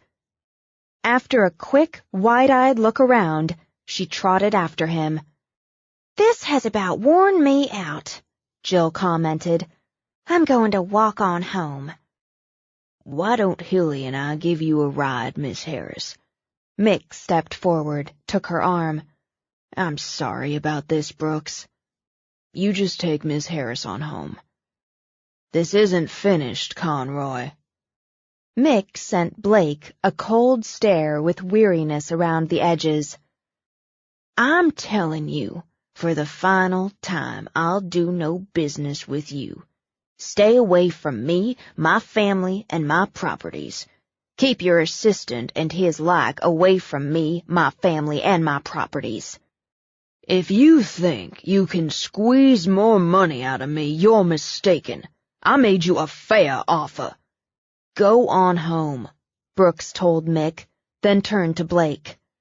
Here, he didn't bother with disapproval or disappointment. He arrowed straight into disgust and let it show. I'm going to be talking to Mr. and Mrs. Conroy later. Getting your stories lined up. I'll be talking to Reverend and Mrs. Good as well. Do you want to imply your minister and his wife are liars too? The fact is, my deputies and I will be talking to everybody who witnessed or had part in this business this morning. If I find there's been any level of harassment on your part, I'm going to advise the Conroys to file a restraining order against you and whoever you've been using to dog them. You won't like it. You'll like it less if one's filed and you cross the line of it. You can't bully me. You'd know all about bullying, so you know that's not what I'm doing. I'm outlining the situation. You may want to talk it over with your lawyers before you do anything you might regret. For now, I'm telling you to move along. Your wife looks upset and embarrassed. My wife is none of your business. That's the truth. It will be my business if you cause another ruckus. Lincoln. His color down again, his voice calm, Reverend Good stepped forward. I understand you're in turmoil. I'm here if you want to unburden yourself, but I must ask you to take Jenny home. She looks ill. I must ask you not to come back to this house of God with an unchristian purpose. Go home now, Lincoln, and tend to your wife. I'll pray for you and your family. Keep your prayers. Blake strode away, leaving his assistant to help Jenny down the slope toward the waiting car. You're going to need some strong prayers, Reverend. Good sighed. We do the best we can do. She changed clothes 3 times. It was completely unlike her to worry about wardrobe unless it was for the purpose of establishing identity or blending in. Her research indicated that attire would be casual, unless specifically stated, but that could include a casual dress or skirt, neither of which she currently owned. Now she felt she needed to acquire some. If they succeeded, when they succeeded, as it did no harm to employ Brooks's positive thoughts, she'd find use for a more expansive and varied wardrobe. Now she settled on dark blue capris and a red shirt and sandals she'd rarely worn and only bought in a weak moment. She spent some time with makeup, also rarely worn since she'd become Abigail, as blending and going unnoticed had been the goal. But she had a good hand with it, if she said so herself. She'd use that hand when she transformed to Elizabeth, to cooperate with the authorities and give testimony against the Volkoffs. As she glanced to the monitor to watch Brooks come home, she put on John's earrings, worn when she felt a need for confidence. She went downstairs, found Brooks in the kitchen, scowling down at a can of Coke. Something happened. Unrelated. He popped the top, guzzled. There was a to-do edging toward ruckus down at the Hillside Baptist Church. Organized religion has an unfortunate history of fostering violence. He just rubbed the cold can over his forehead. This wasn't about religion. Blake's been hassling the Conroys, and he took that to church this morning. He takes something that public, makes a fool of himself. He's lost control. He's not going to leave this alone. I'm going to have to talk to the Conroys about taking some legal steps to... He finally focused on her. You look really good. I have on makeup. I thought it was appropriate. Really good. When he smiled, the anger and stress she'd seen in his eyes warmed away. How do you do that? Relax so quickly. I'm taking a pretty woman to a barbecue, and it sure takes the edge off my bad mood. Where's the stuff you made? She took it, then a 6-pack of beer, out of the refrigerator. If you feel you should follow through on the problem now, I'm sure your family will understand. You're not getting out of this so easy. Colorful, he commented as he picked up the bowl. Ready? I suppose. She clipped a leash on Bert. You could brief me on the areas of interest of people who'll be there. It would help me make conversation.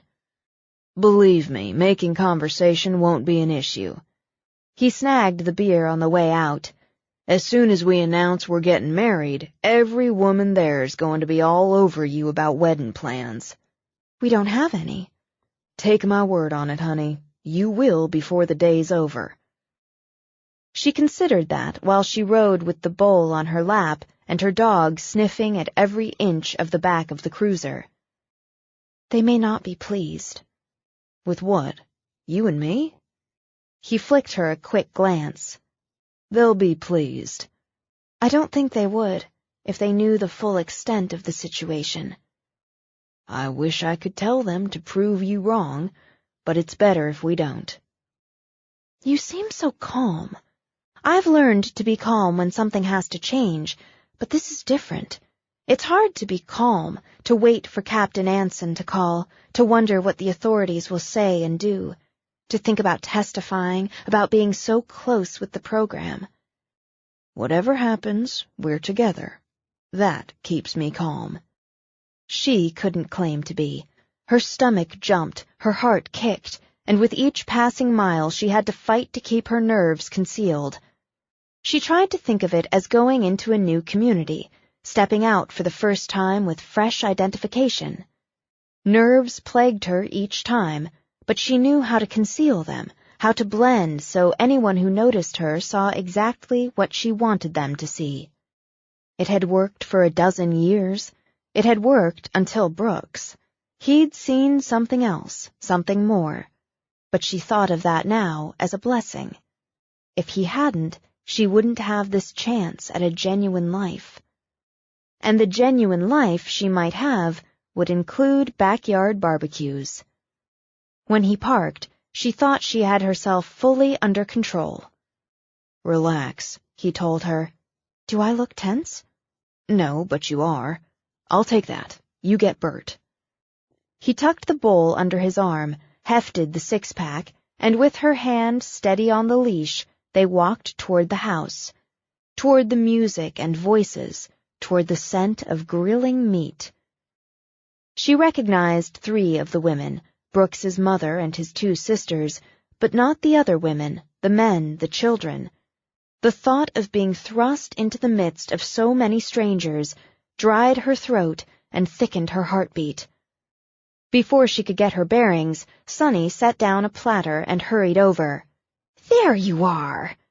"I had a little business to deal with," Brooks told her. "I heard." Sonny tied Abigail's tongue into knots with a quick, hard hug before she gave Bert a casual rub. "Don't you look pretty? And what's this?" "Orzo," Abigail managed. "I hope it's appropriate with your menu." "Since the menu's a lot of this with more of that, it'll fit right in, and it's beautiful. Go on and put that on the table, Brooks, and get Abigail a drink. We've already got the margarita blender going overtime." "I'll fix you up," he told Abigail. "Be right back." "My girl Maya, you met Maya and Sybil, makes killer margaritas. Why don't you let Bert off the leash so he can play with Play-Doh?"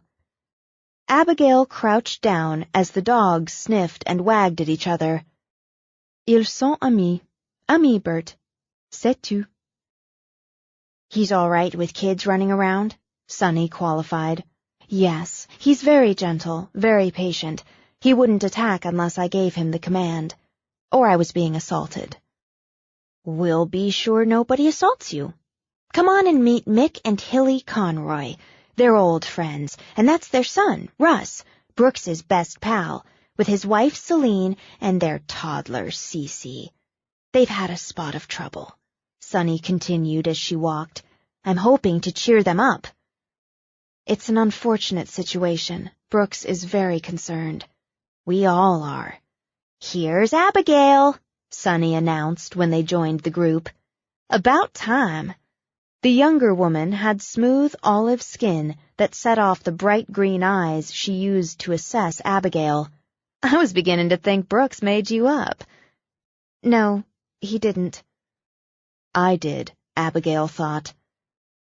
"This is Celine and her Cece and our Russ. Russ's parents are friends Mick and Hilly." "I've seen you around town a time or 2, Hilly said.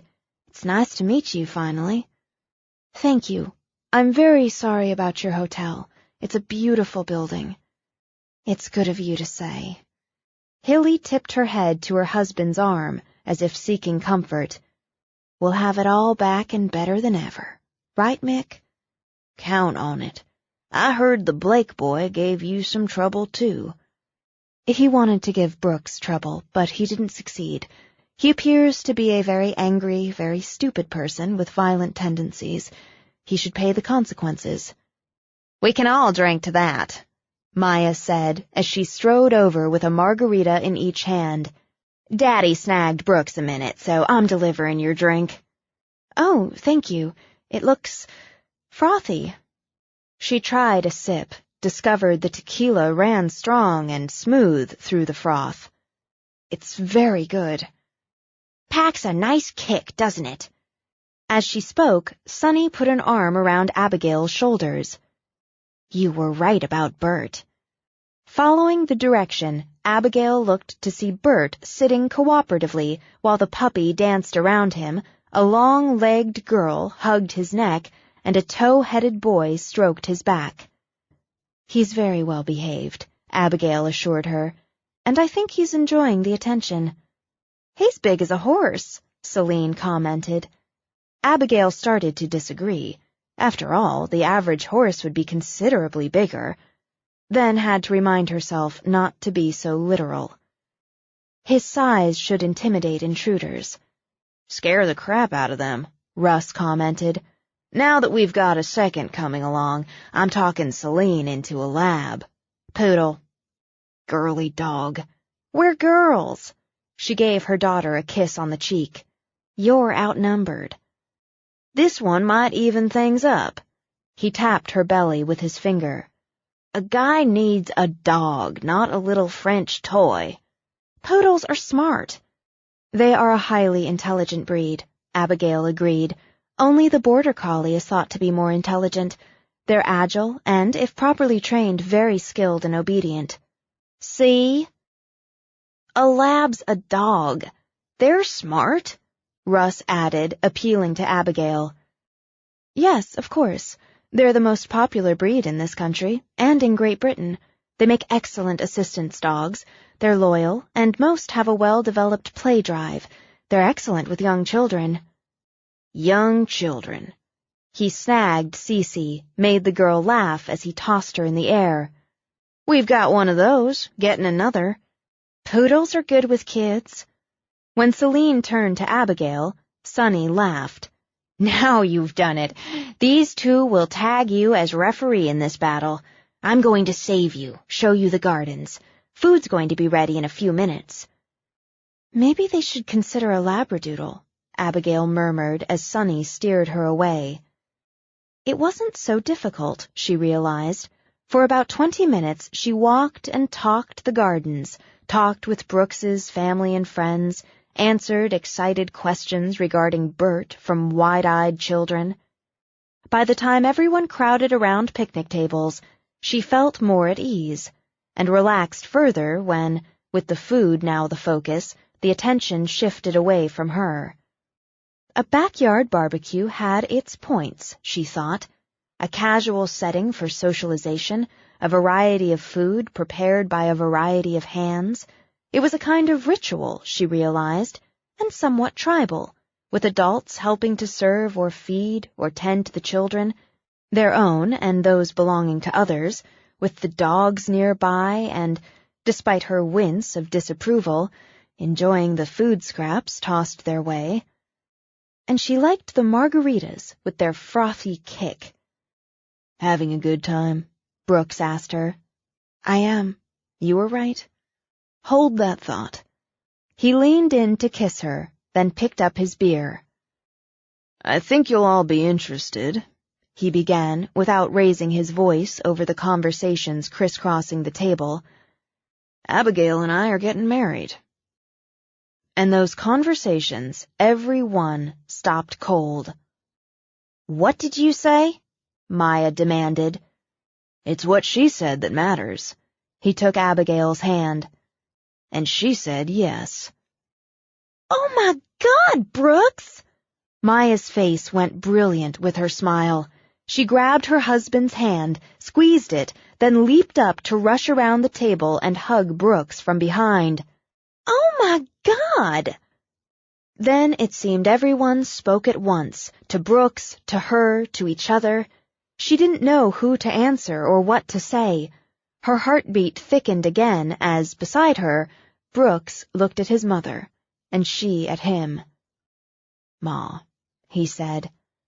Sonny nodded, let out a long sigh, then pushed to her feet.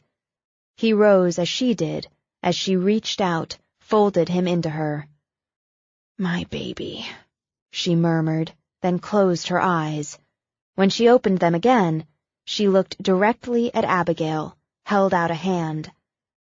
Unsure, Abigail got to her feet. Mrs. Sonny just shook her head, gripped Abigail's hand, pulled her into the fold. I'm going to cry just half a minute, Sonny told them. I'm entitled. Then I'm going in and getting that bottle of champagne we had left over from New Year's Eve so we can toast this proper. She held tight, then slowly eased back to kiss Brooks on both cheeks. To Abigail's surprise, Sonny took her face in her hands, laid her lips on each of Abigail's cheeks in turn. I'm glad of this. I'm going to get that champagne.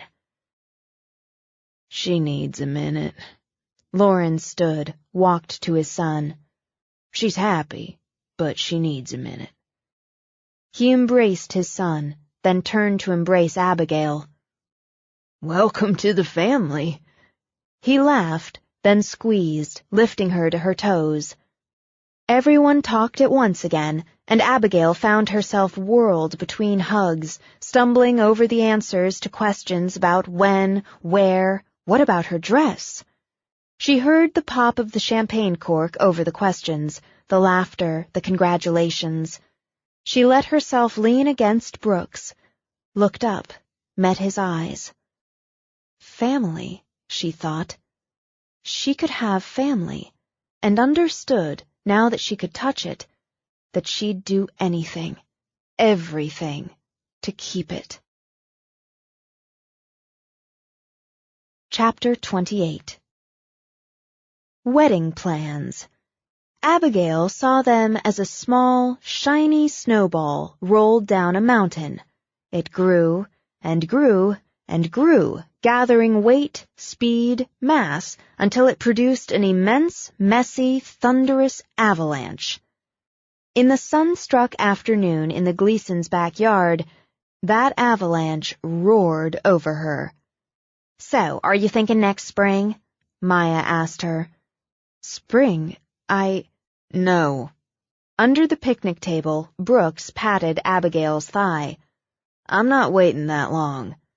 "Spoken like a man who doesn't have the first clue what goes into doing a wedding. We had 10 months for Sybil and Jake's, and worked like dogs to get it all done in time." "But it was beautiful," Sybil reminded her. "I assumed we'd just go to the courthouse," Abigail began, and was rewarded with stereo gasps from the women. "Bite your tongue," Maya pointed at her. Sybil gave her sister an elbow in the ribs. "You want something simple." "Yes, very simple." She looked at Brooks. "Simple, sure. I'm betting there's a lot of simple between a run to the courthouse and the Diamond Jubilee forming in Maya's mind. I'm thinking in the fall. Time enough for a little fuss, not enough time to rent a circus tent." "That's less than 6 months. Less than 6 months to find the perfect dress, book the right venue, interview caterers, photographers." "Photographers?" Abigail interrupted. "Of course. You can't have your Uncle Andy taking your wedding photos." "I don't have an Uncle Andy." And she'd always avoided photographs. Ilya had recognized her in New York in a matter of seconds, on the street. If a photo of her somehow got online or in a newspaper, it could, likely would, lead to discovery and disaster. "Which leads back to the guest list. I can help with our side. I have the list from mine and from Sib's. How many do you estimate from your side?" "There's no one." "Oh, but—" Maya didn't need an elbow jab or the warning look from Brooks to cut herself off. She rolled on as if no one was perfectly normal. "That sure keeps it simple. What we need is a planning session, a ladies' lunch, because you don't have anything to do about it," she told Brooks with a wide grin. "Weddings flow from the bride." "Fine with me." "I know this wonderful bridal boutique down in Little Rock," Maya continued. "White Wedding," Celine put in. "It is wonderful. I found my dress there." "What we need to do is take a day, all us girls, go down there, check it out, have lunch, brainstorm. I'll have to check my calendar." Maya dug out her phone, began to swipe screens. "Maybe we can set it up for next week." "Next week," Abigail managed. "You always were a bossy pants." Sunny sat back, sipping a margarita. "That's one of the things we love about her, Abigail, but it takes some getting used to. Why don't you give her a few days, Maya, to get settled into being engaged?" "I am bossy." Maya laughed and tossed back her hair when her husband snorted into his beer. "And when we're sisters, I'll be even worse." "She means it," Sybil said. Abigail heard the quiet hum of the vibrating phone in Brooks's pocket. When she looked down, he eased it out, checked the display. "Sorry, need to take this." His eyes met hers briefly as he stood up, walked some distance off. It seemed surreal. Maya continued to talk about wedding boutiques, flowers, and plated meals or buffets, and all the while Brooks talked to Anson about decisions that would put her life on the line. Like the snowball again, she thought, rolling, growing, picking up weight and mass until it took the mountain with it. No stopping it now, she reminded herself. She was committed to pushing through. "Are you all right?" Sybil asked her. Yes, I'm fine. It's just a little overwhelming. And it's just getting started." "It is." Abigail glanced over at Brooks. "It started." Brooks walked back, laid a hand on her shoulder. "Sorry, I have to take care of this." "Go be a cop, then," Maya advised. "We can drop Abigail home on our way." "Oh." For an instant, Abigail's mind went blank. "Thank you, but I really need to get home to some work I left pending." "Then I'll call you tomorrow, or email you. Email might be better. I can send you some links. Just give me your—" "Maya." Sunny arched her eyebrows. "What happened to those few days to settle?" All right. I can't help it if I was born to plan and organize parties. You email me when you're settled." Grabbing a paper napkin, Maya wrote down her email address. Abigail had a feeling it would take more than a few days. "I will. Thank you so much for the afternoon." "Abigail." Sunny crossed to her, hugged her hard, and whispered, "Don't worry. I'll run interference with Maya for a week or two." It took some time. Apparently, people didn't just say goodbye at a barbecue. They hugged or stretched out a conversation, made future plans, played with the dog, even called out and waved once you got as far as the car. "Before you tell me what Captain Anson said, I want to say your family is—" "Loud? Pushy?" "No. Well, yes, but that's not what I want to say. Affectionate. Naturally so. I understand you better now for having spent the afternoon with them. Your mother— Don't feel sorry for me, I don't like it." "Okay." Your mother put her arm around my shoulders. It was just a careless gesture. I doubt she gave it a thought, and has done the same countless times to others. But when she did that, to me, I thought, so this is what a mother does. She touches you, or holds you, just because, for no important reason. And then I thought, if there are children, I want to learn to be the kind of mother who can touch or hold without thinking, and for no important reason. I hope I have the chance to do that." "You will." Anson talked with the FBI. For most of the day.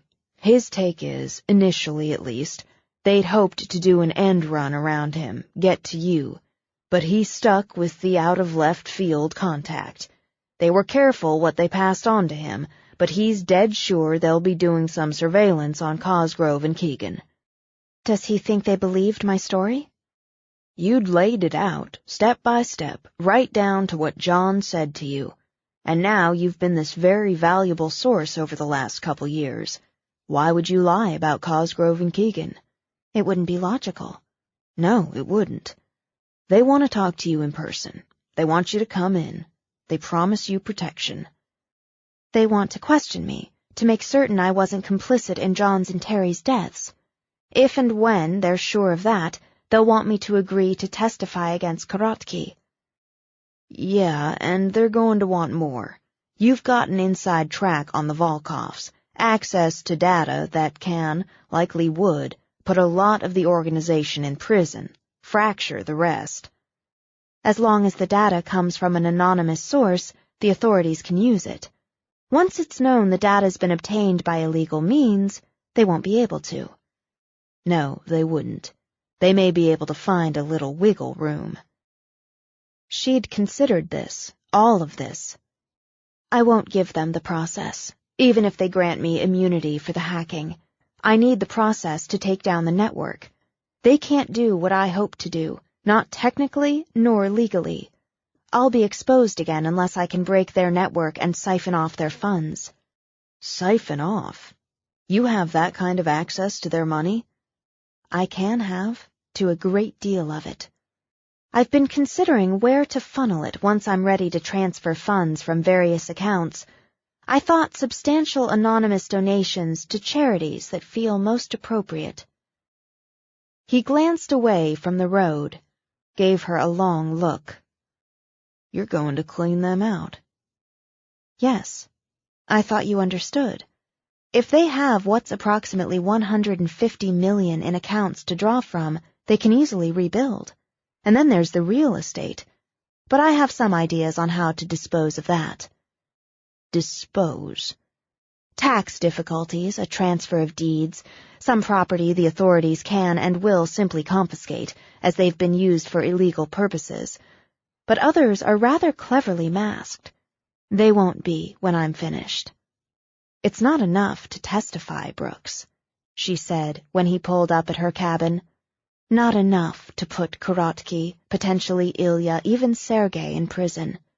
With their resources, their money, they'll regroup, rebuild, and they'll know I caused the trouble. I don't intend for them to know how their network was compromised, and I don't intend to tell the authorities. They couldn't sanction what I plan to do. She stepped out of the car, looked at him over the roof. I won't go into a safe house again. I won't let them know where I am, even if and when I agree to testify. I don't trust their protection. I trust myself and you. Okay. He opened the door for the dog, then held out a hand for hers. We find a location in Chicago when that time comes. You and me, we're the only ones who know where it is. We'll stay there. For the meet, you pick a place. A hotel, I'd think, maybe in Virginia or Maryland, and you don't tell them the location until you're in. That's very good. You can't be with me. Yes, I can, as long as they don't see me. It stopped now. Every bit of it stopped, unless he was with her through it. I figure you can get eyes and ears in the hotel room so I can follow, and so we have a record, if we ever need one. I hadn't thought of that.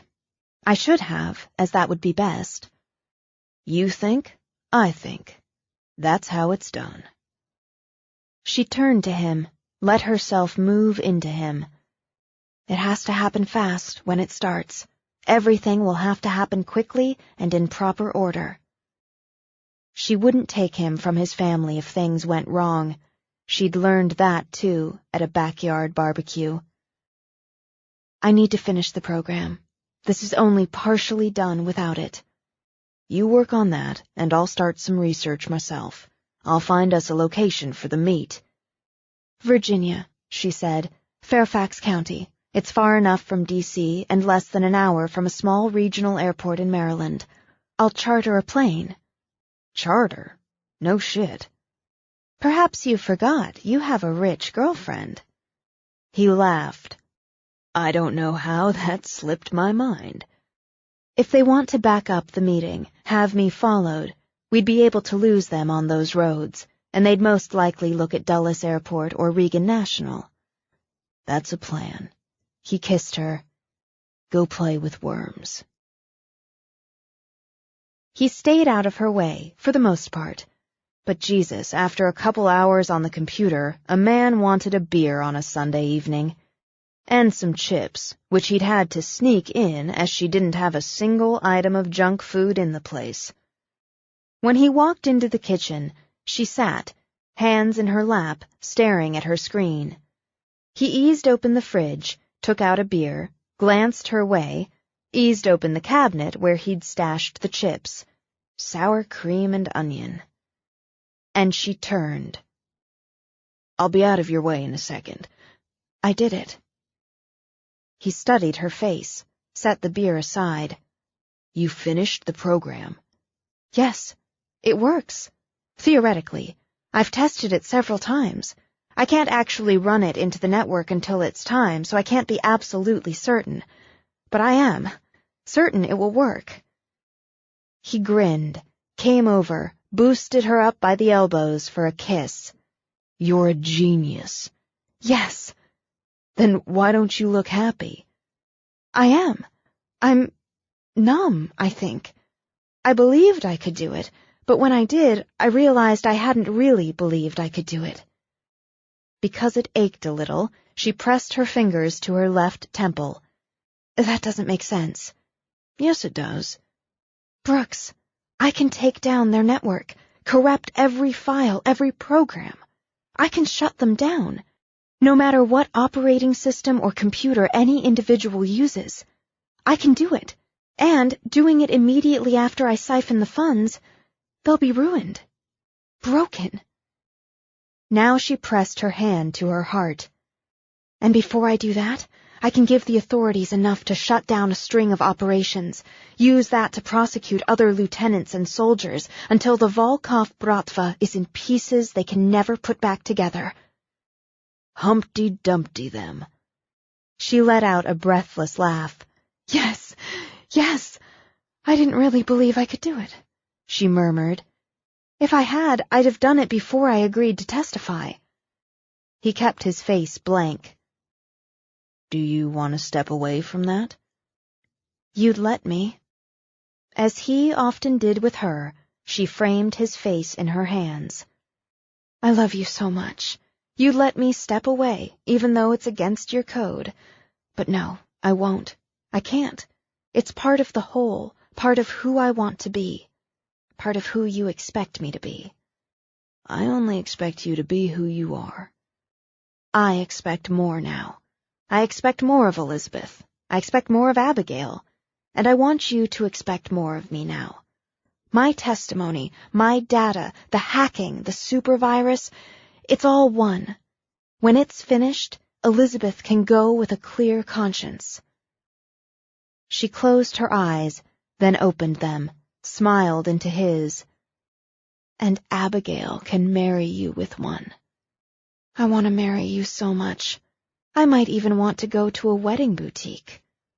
Uh-oh. "I'm a little afraid of it, but I might." "Now you look happy." "I am. I'm very happy. As soon as we find a hotel, I could arrange for transportation.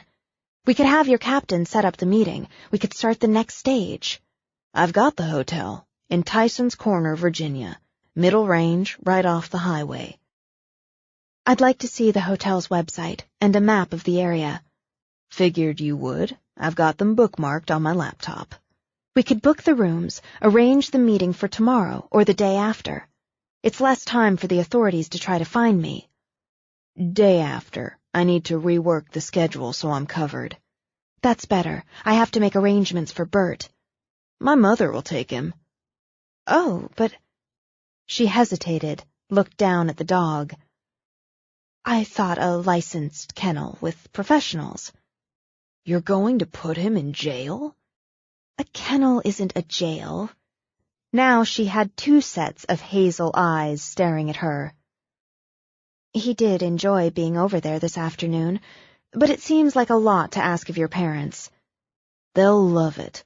Plus, that's what family does. Get used to it. Go on and check out the hotel. I'll give her a call." "All right." Brooks pulled out his cell phone as Abigail left the kitchen.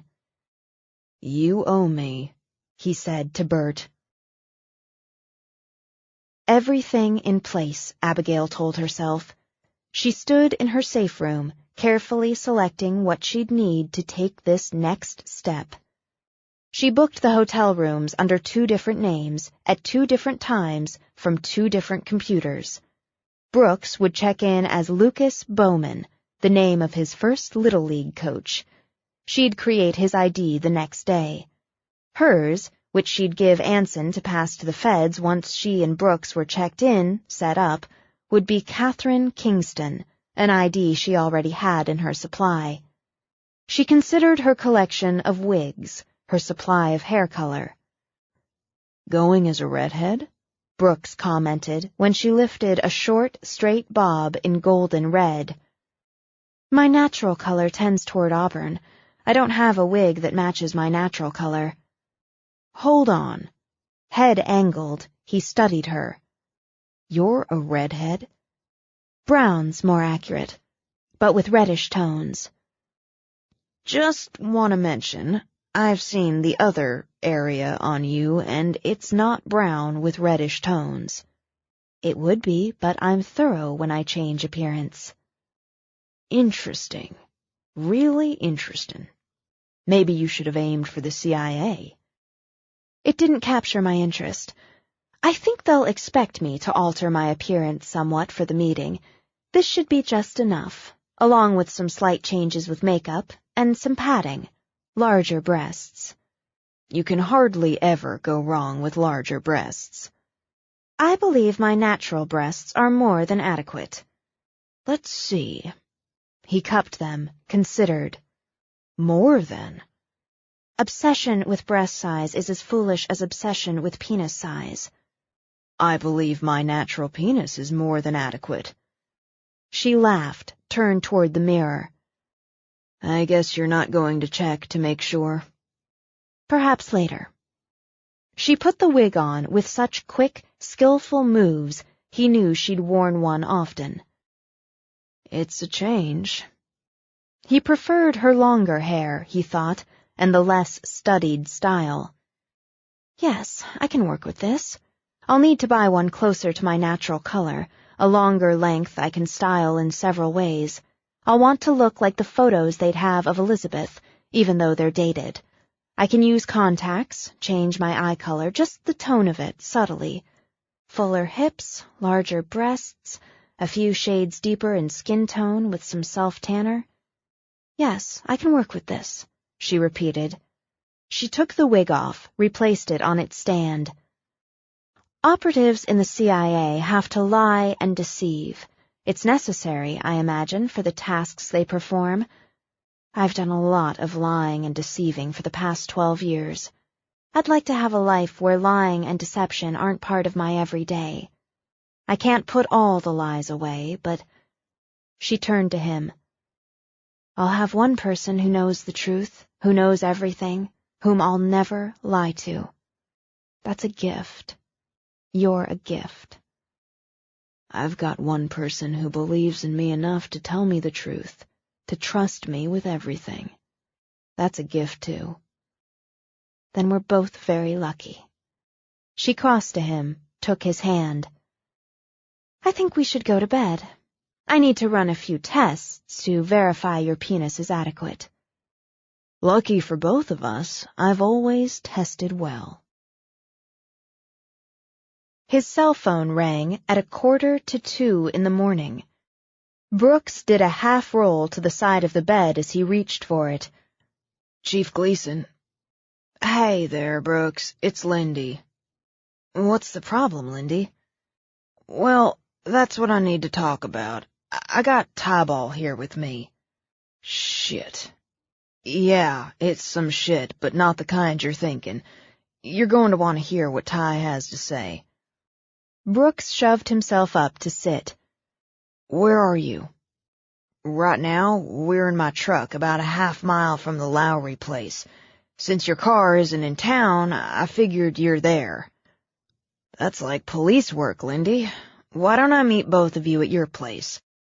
Rather not do that under the shit we're talking about. It's going to be best if we come on over there, talk this out in private. People tend to see things in town, even at an hour like this. Maybe especially. That's a point. Hold on. He put his hand over the phone. I've got Lindy, from the diner. Yes, I know who he is. He's telling me he's with Tyball Crew and they need to talk to me in private. Here? If it wasn't important and didn't need to be private, Lindy wouldn't be calling me at 2 in the morning. I'll get dressed. I'll keep them downstairs, out of your way. I think if someone needs to come here at this hour to talk to you, I should hear what they have to say. All right, then. He put the phone back to his ear. Is Ty sober? He is now. or near enough. Come on ahead. Shoving one hand through his hair, Brooks set the phone aside. I'm sorry about this. Even days ago, I wouldn't have let anyone come here like this. But I don't feel nervous, not really. I feel more curious. Should I make coffee? It wouldn't hurt my feelings. It pleased her to do it, to think that in her future with Brooks, late-night calls, making coffee for people in trouble, would be part of the routine. She hoped she'd make a good cop's wife. Still, she was just as pleased to know that Bert, with orders to relax, lay in the corner of the kitchen, and she also took the precaution of turning her computer monitors to screensavers. She wasn't quite sure how to address two men who visited in the middle of the night, but when she took coffee out to the living room, Brooks let them in the front door.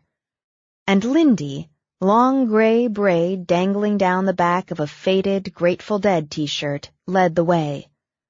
Ma'am, he bobbed his head. I sure do apologize for disturbing you this time of night. Then slapped a back fist into Tyball's gut. Yes, ma'am, Tyball responded. Sorry to put you out. I'm sure you have good reasons. Damn well better, Brooks muttered. Jesus, Ty, you're sweating, rebel yell. I'm sorry about that. The tips of his ears went pink as he dipped his head. There's extenuating circumstances. I got my 60-day chip, and now I gotta start over.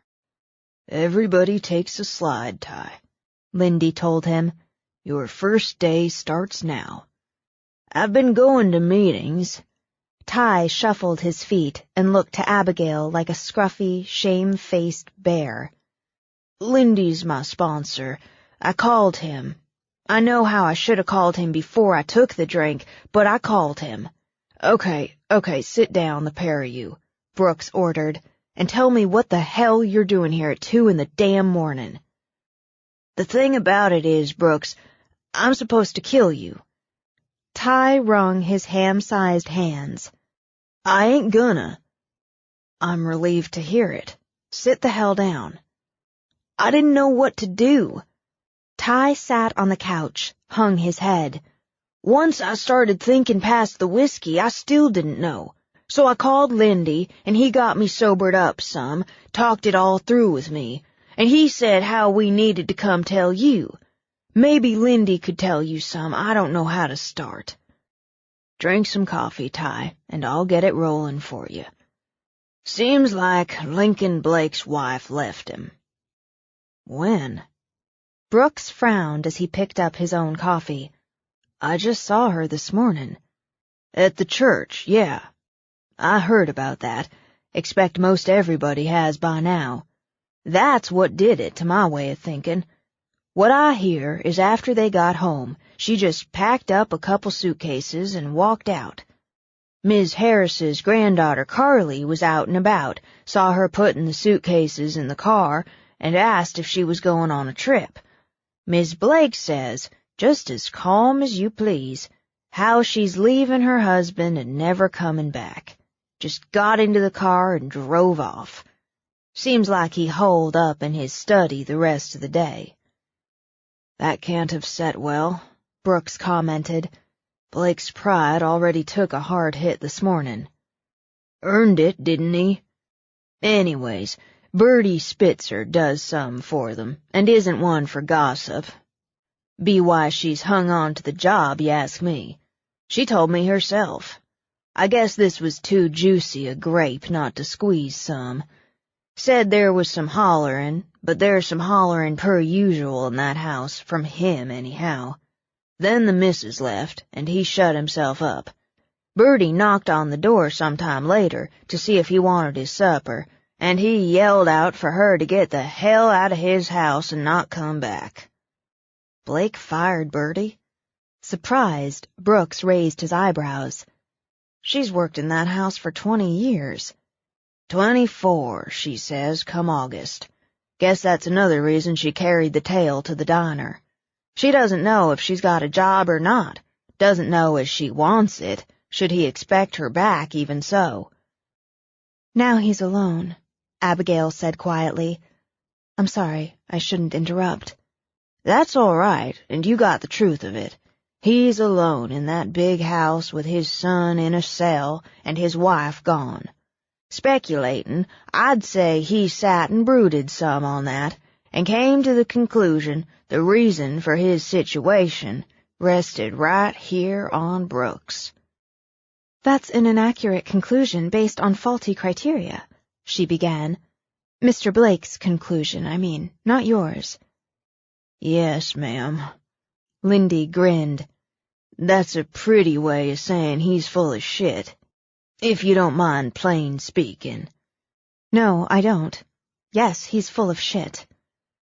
Brooks took a sip of coffee, shifted his attention to Ty. How much did he pay you to kill me, Ty? Oh, well, God. Abigail managed and surged to her feet. Relax, honey. Ty isn't gonna hurt anybody. Are you, Ty? No, sir. No, ma'am. I come to tell you. Lindy said that was best, so here I am. Tell me what happened with Blake. Okay. See, he called me out there, to the house. I ain't never been in there, and it's sure something, like out of a movie. I thought maybe he had some work for me, and I could sure use it. He had me come right into that study of his and sit right down in this big leather chair. Offered me a drink. I said no thanks. But he just poured it, set it there beside me. My brand, too. I got a weakness, Brooks. I know it. But I haven't had one drop since you arrested me. God's truth, not till tonight. I was kinda nervous, sitting there in that fancy house. He kept saying how one drink wouldn't hurt me. I was a man, wasn't I? I didn't take it. All right, Ty. But he kept saying it, and saying how he had some work, but he didn't hire pussies. And what was that other word I told you, Lindy? Eunuchs. Fucker. Sorry, more plain speaking. I agree with your opinion, Abigail told him, then looked at Ty. He tied your weakness to your manhood, and tied both to your desire for work. It was cruel and manipulative. It made me mad, but it felt true when he said it. How you tried to make me feel less of a man, Brooks, and how you humiliated me and castrated. He said you'd castrated me, and it made me feel bad. Mad, too. And that glass of Rebel Yell was right there. I only meant to have the one, just to prove I could. But I had another, and I guess another after that. Ty's eyes filled, and when he lowered his head, his shoulders shook. Abigail rose, left the room. I just kept drinking, 'cause the glass was right there, and it never seemed empty. I'm an alcoholic, and I know I can't have one drink and not take another. Carrying a tray of cookies, Abigail came back in. She set the plate on the table. As he watched her take one, pass it to a teary Tybal, Brooks thought he loved her more than breath. He was cruel to you, she said. He should be ashamed of what he did to you. I kept drinking and getting mad. He kept talking about what Brooks had done, making me look weak and gutless in front of my own wife, how he was trying to run this town into the ground. Look how Brooks had framed his son. Something had to be done about it. He kept talking and I kept drinking. He said what was needed was somebody with guts and balls. He asked if I had guts, if I had balls. Goddamn right I do, that's what I said. Maybe I'd just go kick your ass, Brooks. Ty shook his head, hung it again. I've been going to meetings, and I've been going to group. I'm getting to understand when I've been drinking, I just want to go beat the hell out of something. I hurt Missy 'cause of it. And between what he said and the drink, I was wound up good and proper. It seemed like a good thing when he said how ass-kicking wasn't enough. It had to be permanent. You'd killed my manhood, That's what you'd done. The only way to get it back was to kill you. Since he'd be grateful, he'd give me $5,000. Like a reward, he said. He gave me half of it there and then. He gave you money? Brooks asked him. I took it too. I'm ashamed to say it was cash money and I took it. But I didn't keep it. Lindy's got it. What he said, Mr. Blake said, to do was go on home, get my gun. How I ought to wait till after dark, sit on out here on the road. Then I ought to call you up, tell you there was trouble. And when you drove out, I'd just shoot you. I went home to get my gun. Missy wasn't there, as she's over to her sister's. I got my rifle, loaded it up, too, and I started thinking, why the hell wasn't Missy home? Started thinking she'd earned herself a couple good smacks.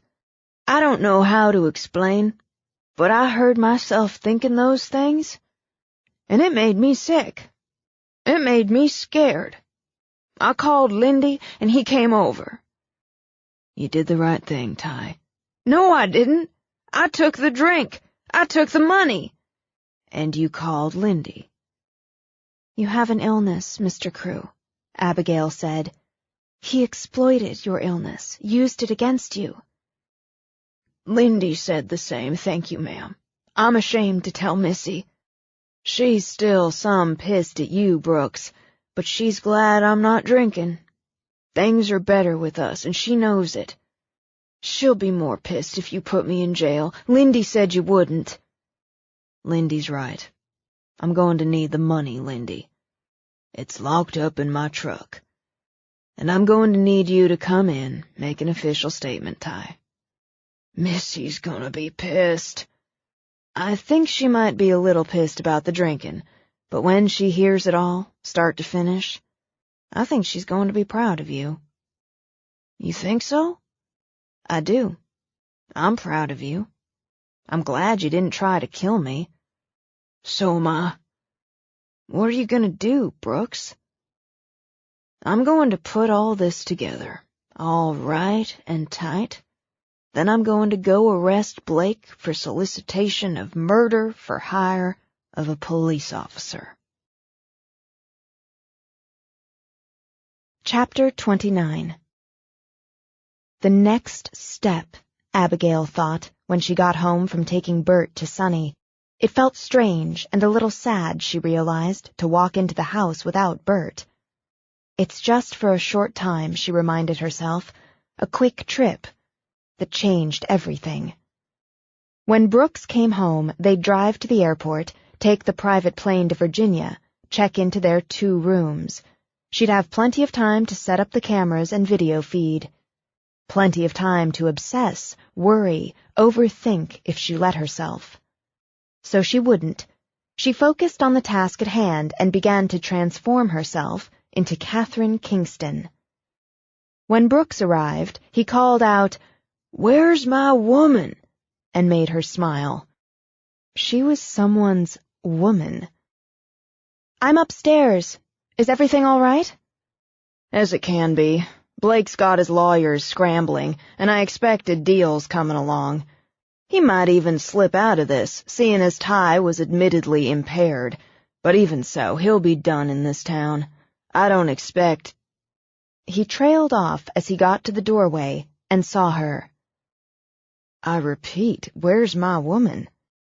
It's a good job, she decided, studying herself in the mirror. The hairstyle and the careful makeup sharpened the angle of her jaw. Contacts darkened the green of her eyes. The careful padding transformed her from slim to curvy. They'll probably ask the hotel for any security feeds, once they know the hotel. We'll be in by then, but they'll run them to see when I checked in and if I came alone. That's the reason we take separate cabs from the airport, have different check-in times. You look taller. Eyeing her, he walked over, kissed her. Definitely taller.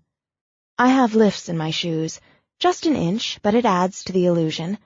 If any of this leaks to one of Volkoff's moles, they shouldn't be able to match me. Abigail's not in the system, and that'll make it very hard to connect Catherine Kingston or Elizabeth Fitch to Abigail Lowry. I'm ready whenever you are. I'll get the bags. He'd never flown private, and decided he could get used to it. No lines, no delays, no crowds, and the flight itself smooth and quiet. And he liked the wide leather chairs positioned so he could face Abigail, or Catherine, he supposed, and the way the light played over her face as they winged north. They've started a fresh file on Cosgrove and Keegan, Abigail told him as she worked her laptop. They've applied for warrants to monitor their electronics and communications. They may find something. Cosgrove especially tends to be careless. He gambles, she added, both online and in casinos. How's he do? He loses more than he wins, from what I've gathered through his finances and his gambling pattern. It was the gambling and the losses that allowed the Volkoffs to pressure him into working for them while I was under protection. Gambling problem, Brooks speculated. And he caves when pressured. How would he respond to an anonymous source claiming to have information about his connection to the Volkoffs? She glanced up, tipped down the large framed sunglasses she'd added to her illusion. That's an interesting question. If he folds under pressure, blackmail might push him into making a mistake. He's not as smart as Keegan, which is why he hasn't moved up the ranks as smoothly, I believe, in the Marshals or the Volkoff organization. I calculated the Volkoffs would have eliminated him by now, but apparently he's seen as having some value. Have you ever done any fishing? Brooks asked her. No, it appears like a tedious pastime or occupation. I don't understand what fishing has to do with Cosgrove or the Volkoffs. He pointed at her. First, I'm going to take you fishing sometime, and you'll see the difference between restful and tedious. Second, sometimes you hook a little fish, and it can lead to a bigger catch. I don't think... Oh, it's a metaphor. Cosgrove is the little fish. There you go. Hooking him might be worth a try. Yes, it might. Greed responds to greed, and his primary motivation is money. A threat, something with just enough information that proves the source has evidence. And if he uses his electronics or phones to communicate, they'd have enough to question him. Which could lead to that bigger fish. And it'd add more weight to your testimony. He held out the bag of pretzels he opened, but Abigail shook her head. What's your bait? Because you need bait to hook even a little fish. With a nod, he bit into a pretzel. Wait till you drown your first worm. I don't even like the sound of that. However, there was a woman in witness protection after testifying against her former boyfriend, a low-level gangster involved with the Volkoffs' prostitution ring in Chicago. She was found raped and beaten to death in Akron, Ohio, 3 months after the conviction. Was Cosgrove her handler? No, he wasn't assigned to her, but everything I was able to gather at the time pointed to his being the one to pass her information on to his Volkoff contact. I know enough to compose a believable and threatening message. Another pebble in the river. What river? The one with the fish? Laughing, he gave her foot a bump with his. Could be, except if we were sticking with that metaphor, you don't want to be tossing any pebbles. Might scare those fish away. I'm confused. In this metaphorical river, we toss the pebbles because we want a lot of ripples. Oh, a pebble then. She considered this for a moment, then began to compose. Anya Rinke testifies against Dmitry Bardov, July 8, 2008. Enters the Witness Protection Program. New ID, Sasha Simka. Transferred to Akron, Ohio. Employed as sales clerk at Monique's Boutique. Case assigned to Deputy U.S. Marshal Robin Treacher. Case files accessed by William Cosgrove, October 12th and 14th, 2008. No login or official request for same on record. Copy of email from personal account of William Cosgrove to account of Igor Bardov, brother of Dmitri, sent October 15th, 2008, attached. $15,000 deposited in account for William Dwyer, a.k.a. William Cosgrove, on October 16th, 2008. Anya Rinke, a.k.a. Sasha Simka, found raped and murdered October 19th, 2008. This data will be emailed to Administrator Wayne Powell within 48 hours unless you agree to a payment of $50,000. Details on the remittance of same to be given in the next communication. "I think that's a nicely formed pebble," she said, and turned the screen so Brooks could read it. His smile spread slowly before he shifted his gaze from the screen to her face. "Good shape, good weight. You had all those dates in your head?" "They're accurate." "What's the content of the email you're going to attach?" It said, Sasha Simka, Akron, 539 Eastwood, apartment 3B. The smile faded as Brooks eased back from the computer screen.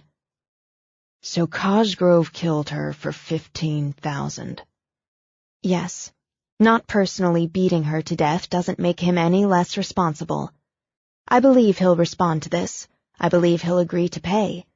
As soon as I know the surveillance is in place, I'll send it." "What did they pay him for you?" His tone, hard and cold, had her taking a moment to shut down her laptop.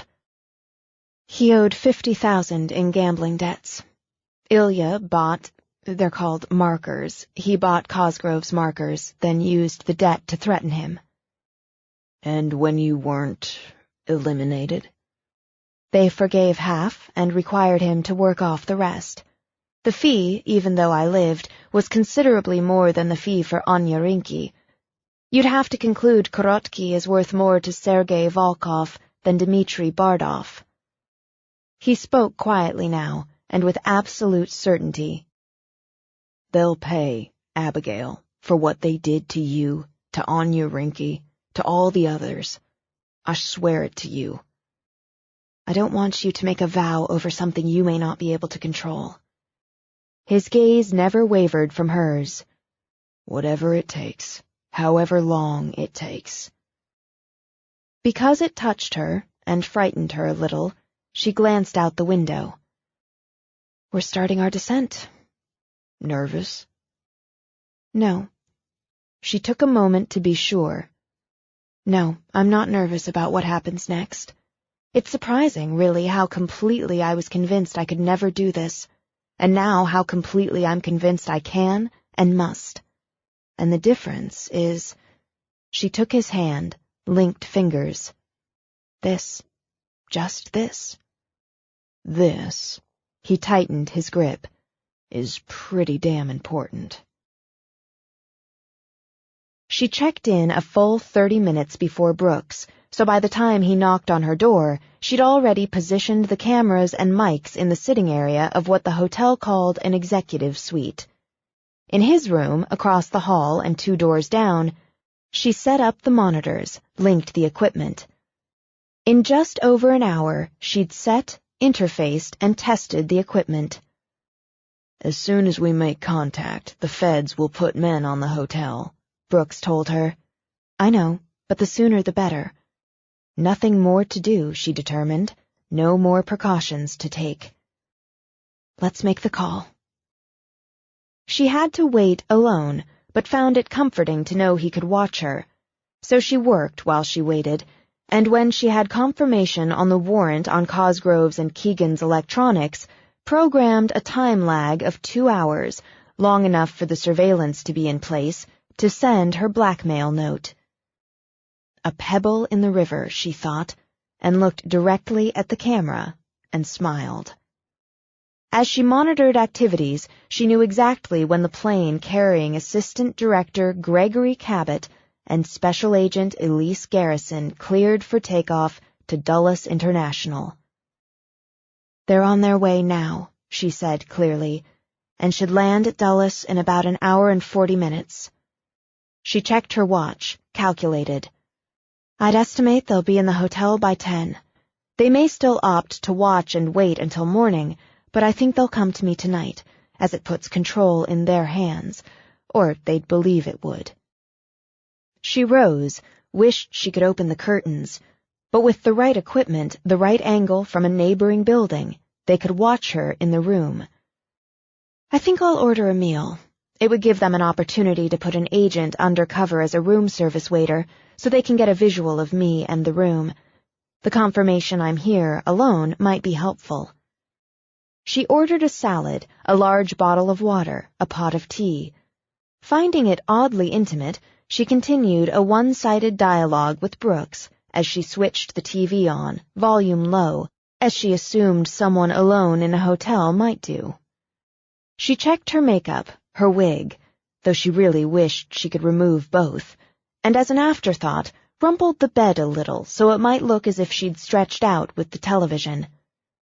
When the food arrived, she opened the door for the waiter, gestured toward the table in the sitting area. He had dark hair, a compact build, and what she thought of as quick eyes. "Are you in town for business, miss?" "Yes, I am." "I hope you have time for some fun while you're here. Enjoy your dinner," he added when she signed the bill. "If you need anything, just pick up the phone." "I will, thank you. In fact, perhaps you could arrange for more water or coffee if they prefer when the assistant director and Special Agent Garrison arrive." "Excuse me?" "Your shoes, your eyes, and the weapon under the waiter's jacket. I hope you'd communicate to the assistant director and agent that I'm ready to speak with them tonight, if that suits them." And that, she thought, telegraphed clearly that the control remained in her hands. "It can wait until tomorrow if they prefer keeping me under surveillance longer, but I don't intend to go anywhere. It should save time to talk tonight. And thank you for bringing the meal. The salad looks very nice." He gave her a long look. "Ma'am?" he said, and left her alone. "That wasn't just impulse, and it wasn't showing off. Exactly. I felt if they understood I understand, we might move more smoothly through this process. The pebble dropped into the river while I was speaking to the FBI waiter," she added. "I think I'll eat. The salad does look nice." In his room, munching on some mini-bar nuts, Brooks just shook his head. What a woman he had. When she'd finished, she set the tray outside the door. Plenty of fingerprints, she mused, sufficient DNA as well. They could run her prints and save yet more time. She sat, drinking her tea, monitoring her computer for alerts and thinking how much she wished to be home with Brooks, her dog, her gardens. She knew now, really knew, how lovely it was to wish for home. When the knock came, she switched off the computer, rose, walked to the door to look out through the security peep at the lanky man and the athletically built woman. "Yes?" "Elizabeth Fitch?" "Would you please hold your identification up so I can see it?" She knew their faces, of course, but it seemed foolish not to take this step. She opened the door. "Please, come in." "Assistant Director Cabot."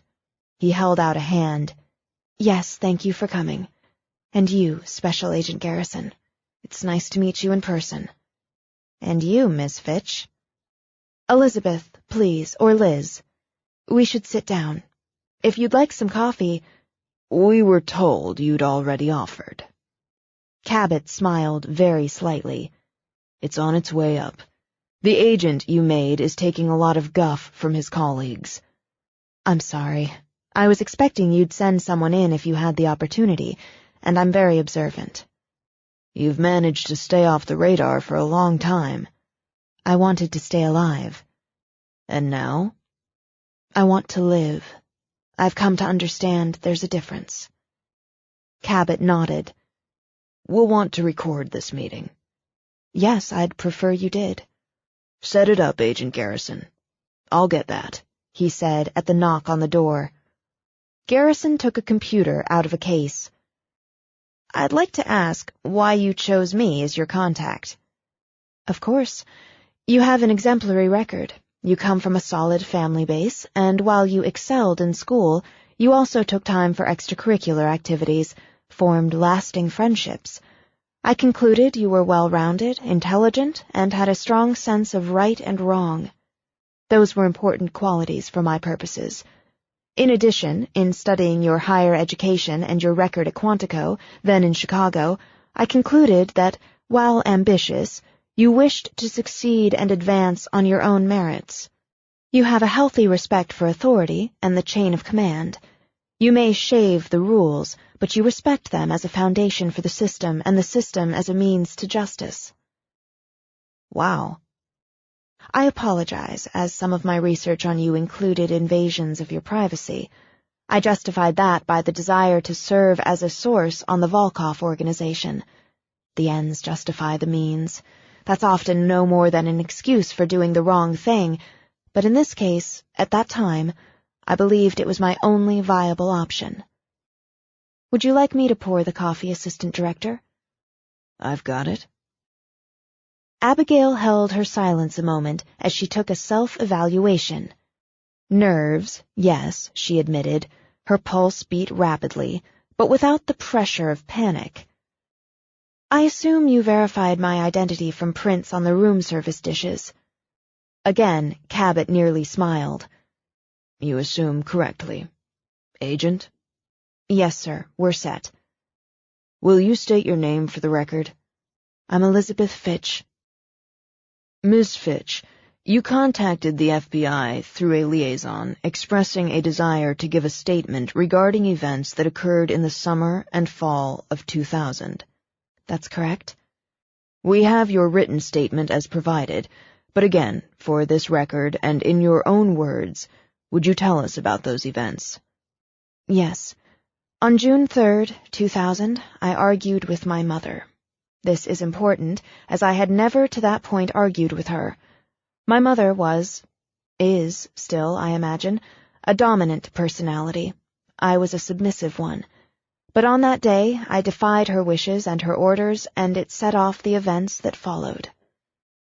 As he listened to the retelling, Brooks's heart broke again for that young, desperate girl. She spoke carefully, but he knew her now. He knew those slight pauses when she struggled for composure, the subtle changes in inflection, in her breathing. How many times would she have to say it all again, he wondered, to the prosecutors, to judge and jury? How many times would she have to relive it all? How many times would she have to start and stop as the listener interrupted with questions, with demands for clarification? But she didn't waver. Marshals Cosgrove and Keegan both stated, and the preponderance of evidence supports those statements, that Marshal Norton was down when they entered the safe house for their shift, that they were fired upon and returned fire upon person or persons unknown. They were unable to access the second floor at that time. As Cosgrove was wounded, Keegan carried him out of the house. When he called for assistance, he observed an individual fleeing the scene. He was unable to determine the identity of the individual as there was a rainstorm and visibility was impaired. At this time, the safe house exploded, due to what was later discovered to be a deliberate sabotage of the gas furnace. Yes. Hoping she appeared calm, Abigail nodded at Cabot. That's an accurate synopsis of their statements? They lied? It's your contention that 2 deputy U.S. Marshals gave false reports? It's my sworn statement that these 2 men, in collusion with the Volkov organization, killed Marshals Teresa Norton and John Barrow. Ms. Fitch, I'd like to finish. William Cosgrove and Stephen Keegan, under the directive of the Volkov Bratva, intended to kill me to prevent me from testifying against Yakov Korotky and others. They rigged the explosion to cover themselves. It's my sworn statement that both these men continue on the Volkov payroll. John Barrow died in my arms while trying to protect me. He gave his life for mine. He saved my life by telling me to run. If he hadn't, I would have died in that house. She rose, went to the open suitcase on the bed, took out a sealed bag. This is the sweater and the camisole Terry gave me for my birthday that evening. I went upstairs to put it on before Cosgrove and Keegan arrived. I was wearing it when I held John, bleeding from multiple gunshot wounds. This is his blood. It's John's blood. She paused when her voice broke, bore down hard. She handed the bag to Garrison. John and Terry deserve justice. Their families deserve the whole truth. It's taken me a long time to find the courage to tell that truth. There isn't any concrete proof on the shooter from that day, but again, there is evidence that could be interpreted as a young girl, nerves stretched past the breaking point, who killed her protectors in an attempt to escape the situation. Abigail sat again, folded her hands in her lap. You don't believe that. You don't believe I could have attacked and killed 2 experienced marshals, wounded another, blown up a house, then escaped. It's certainly possible, but it's not logical. John Barrow taught you how to handle and shoot a sidearm, Garrison commented. Yes, and he taught me very well, considering the limited time we had. And yes, I asked for and received $5,000 in cash from my trust, she added before Garrison could. I wanted the security and the illusion of independence.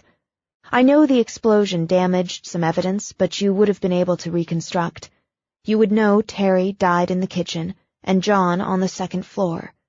You would also know from their reports and from the reports, interviews, and statements from the child services representative assigned to me that I exhibited no signs of that kind of stress.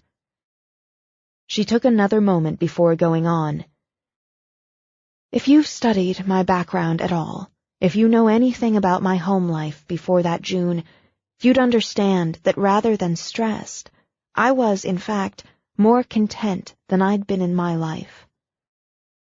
If Cosgrove and Keegan are responsible for the deaths of Marshals Norton and Barrow, they will be brought to justice.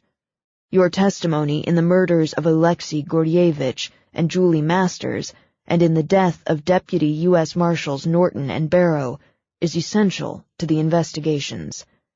We'll need to place you in protective custody and transport you back to Chicago. No. Miss Fitch, you're a material witness and a suspect. Suspect is stretching credulity, and we all know it. If you put me in protective custody, you're killing me. They will get to me, and through whoever you put in their way. Elizabeth, Liz, Garrison said, leaning forward, you've trusted me with key information that's led to arrests, to convictions. Trust me now. I'll personally take the lead in your protection. I won't be responsible for your death, for your parents' grief. I promise you, if I live long enough, I'll run again rather than testify. I'm good at hiding, and you'll never have my testimony. You have to believe we won't let anything happen to you. No, I don't. Who else might you trust with my life? What about Agent Pictou? Garrison sat back. What about Pictou? Special Agent Anthony Pictou, age 38, assigned to Chicago Bureau. Divorced, no children. His weakness is women. He enjoys them more when they're reluctant. He's funneled information on investigations in exchange for access to women the Volkovs bring to the States from Russia, then force into prostitution. They pay him, too, but that's secondary. He's digging for the FBI contact. You, Agent Garrison. He's getting closer. If he learns who's receiving the data that's led to these arrests, to these busts, you'll be taken, questioned, tortured, raped. They'll threaten you with the torture and death of everyone you love, and perhaps will select one as an example to demonstrate how serious they are. When you're of no further use, they'll kill you. Agent Pictou reports to you, Assistant Director. Yes, Cabot confirmed. He does. You're making very serious accusations about an agent in good standing.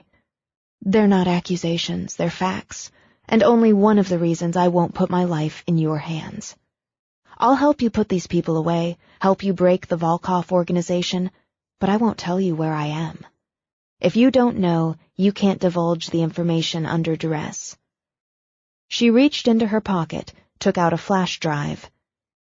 "Check the information I've correlated on Picto, then ask yourself if, before reading it, checking it, you would have trusted my life, this agent's life, others under your command, others in the Marshal's service, to this man. You would never have found me, but I came to you. I'll give you everything you need, and all I'm asking is you let me live. Let Elizabeth Fitch live to help get justice for Julie and Terry and John. And when she's done, let her die." "I can't promise to do this your way. I have people to answer to." Impatience shimmered through. "Do you think I'd have come to you if I didn't know you could authorize exactly what I'm asking? You have power, you have evidence, and considerable leverage. My way and the Volkovs will be done in Chicago, in New York, New Jersey, Miami.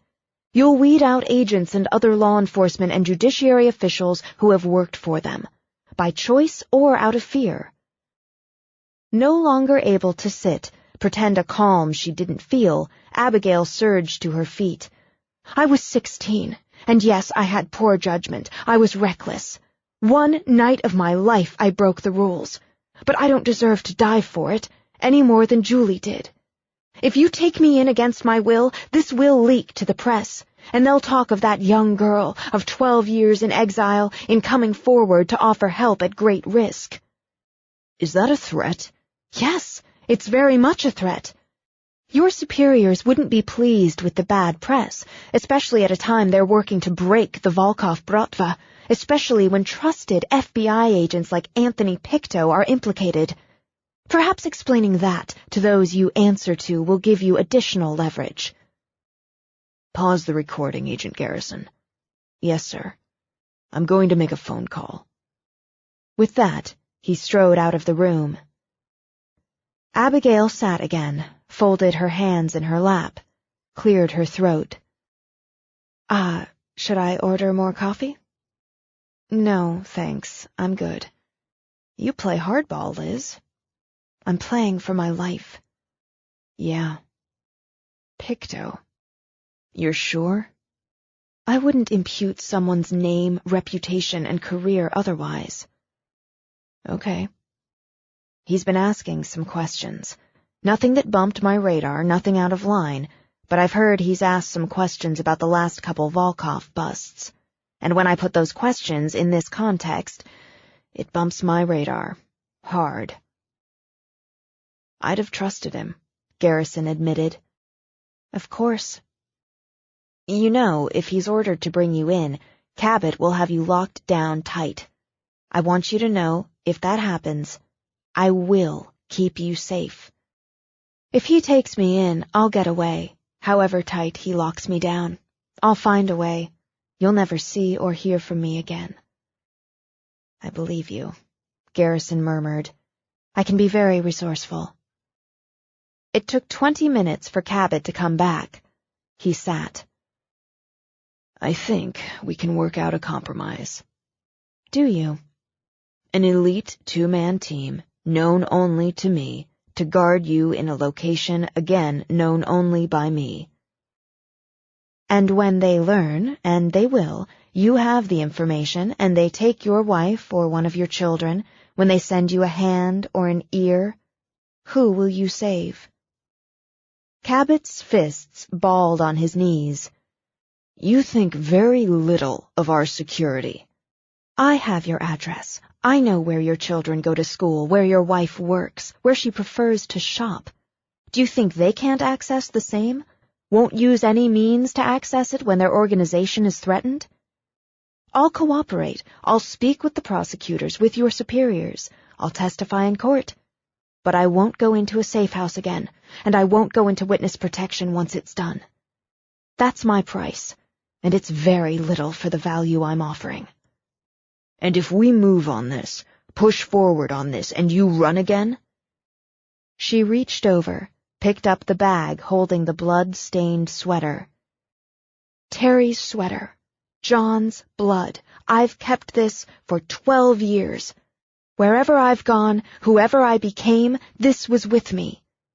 I need to let it go, and at least some of the pain and guilt and grief. I can't until I do what I need to do for Julie, for John, for Terry. I'll keep in daily contact via computer. When it's announced I've been found and I'll testify, they'll do everything they can to find out who knows where I am, who's protecting me. But they'll find nothing, because there won't be anything to find. And when I walk in the courtroom that day, it ends for them. It ends for all of us. That's the deal. When they left her, finally left her, she lay down on the bed. Will he keep his word? She closed her eyes, imagined Brooks there with her instead of just watching. Will he? I'm so tired. I'm so glad you're here. Right here, she said, and fisting a hand, laid it on her heart. Brooks watched her drift off, and thought if Cabot didn't keep his word, there would be hell to pay, and he would exact the payment. But for now, he stood watch while she slept. Chapter 30. Brooks spotted the FBI shortly after he sat down for breakfast at the hotel's morning buffet. He barely glanced toward where Abigail sat, reading the newspaper at her single table. Casually scanning the room, he pretended to make and receive calls on his cell phone, just another busy man in transition. With the phone still at his ear, he headed out with his overnight bag, and pulled the fire alarm on his way. He paused, as any man might, surprised, mildly annoyed, and watched the crowd in the buffet area push away from tables, heard the noise level rise as people talked all at once. She was good, Brooks observed. Abigail merged with the exiting crowd. As he zigzagged between her and the tailing agents, joining the people exiting, she nipped to the side and into a restroom. If he hadn't been watching for it, hadn't known the plan, he wouldn't have seen the move. He slowed his pace a moment. Fire alarm, he said into the phone. No, it won't hold me up. I'm heading out, he added as he fell in behind the agents. After he pushed the phone into his pocket, he pulled a ball cap out of his bag. Still moving, he put on sunglasses, stuffed the jacket he'd worn into the buffet in the bag, pulled the strap of the bag long, then slid it crossways over his body. They were looking for her now, Brooks noted, one of them doubling back, searching the crowd, aiming for the lobby and the main exit. Less than 2 minutes after he'd pulled the alarm, she slipped out of the restroom, joined him. The long tail of her blonde hair was pulled through a ball cap like his. She wore flip-flops and a pink hoodie, and had shed a good 10 pounds. They walked out together, hand in hand, then broke from the crowd and climbed into a cab. Dulles Airport, Brooks told the driver. American Airlines. Geez, you think there's a real fire? Abigail asked, with a hint of New York in her tone. Don't know, baby, but we're out of it now. At Dulles, they got out at the American terminal, went inside, circled around, then exited to take another cab to the terminal for the private charter. Can't really blame the feds for wanting to tail you, Brooks commented once they were settled on board. No. And you make a pretty hot blonde. She smiled a little, then turned her laptop toward herself. Cosgrove responded. Already? Brooks tilted his head. I don't know who you are, but be aware you're attempting to blackmail a federal officer. This matter will be turned over for immediate investigation. Standard first-round bluff. Yes, Abigail agreed. I'm about to call it. She glanced up. I'm a very good poker player, and it's ironic he's the one who taught me. Brooks watched the text come on screen. The student becomes the master. Rudolph Yankovich was your Volkov connection on the incident. He is currently serving 10 to 15 in Joliet. I'm sure your commanding officer would be interested in this information. The payment has now increased to $75,000 and will continue to increase by $25,000 for each scoop of bullshit you serve. You now have 37 hours. Scoop of bullshit? Yes, I believe harsh language is appropriate at this time. I'm so in love with you. The sentiment made her smile. I know how to say bullshit in several languages. I'll teach you. Looking forward to it. She sent the email, sighed. I can't wait to pick up Bert and go home. It could be like this, would be like this, she corrected, as she sat on the back porch with a glass of wine, the dog at her feet. Peaceful, quiet, yes, but not solitary, not with Brooks sitting in the second chair, which he'd bought on the way home. Will I get used to it, do you think? Being one person, being safe, being with you? I hope you will. Even to the point where you take it all for granted now and again. I can't imagine that. She reached over for his hand. It should happen quickly now. We'll be ready.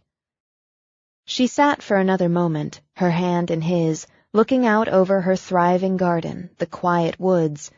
Just another soft evening, she thought, as spring drifted toward summer. I'm going to make dinner. You don't have to bother. We can forage around for something. I feel like cooking, like routine, like every day. She saw understanding when he looked at her. Every day sounds good. To her mind, no one who hadn't done without every day could fully appreciate how precious it was. She gathered what she needed, pleased when he came in to sit at the counter and talk to her while she worked. She chopped plum tomatoes and basil, minced some garlic, shredded some mozzarella, added some cracked pepper and poured olive oil over them to marinate. For fun, she began to prepare a pretty tray of antipasti. I thought we could get another dog, a puppy, as company for Bert. You could name him, since I named Bert. 2 dogs, no waiting, he considered. It'd have to be Ernie. Why? He nipped one of the hot peppers off the tray. Bert and Ernie. Muppets? Sesame Street? Oh, that's a children's program. Bert and Ernie are friends? And possibly more, but since it's a kids' program, we'll stick with friends. I named Bert for Albert Einstein. I should have figured. He is very smart. Her computer signaled. That's incoming mail, she said, and stepped out of Everyday. She walked to the computer, leaned over, and brought up the mail. It's Cosgrove. He took the bait. Blackmail me, blackmail the Volkoffs. You won't live to spend the money. Back off now and live. He's tying himself to the Volkovs with this response. It's not concrete, of course, but it's a start. Let me answer this one, Brooks requested, and took a seat. Oh, then Abigail's uncertainty turned to a nod of approval. That's very good. Tell the Volkoffs you're being blackmailed, you're a liability.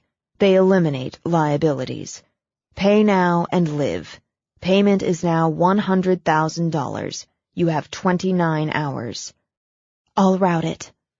He gave her the seat, stood behind her, rubbing her shoulders as she worked what he thought of as a strange magic with the keyboard.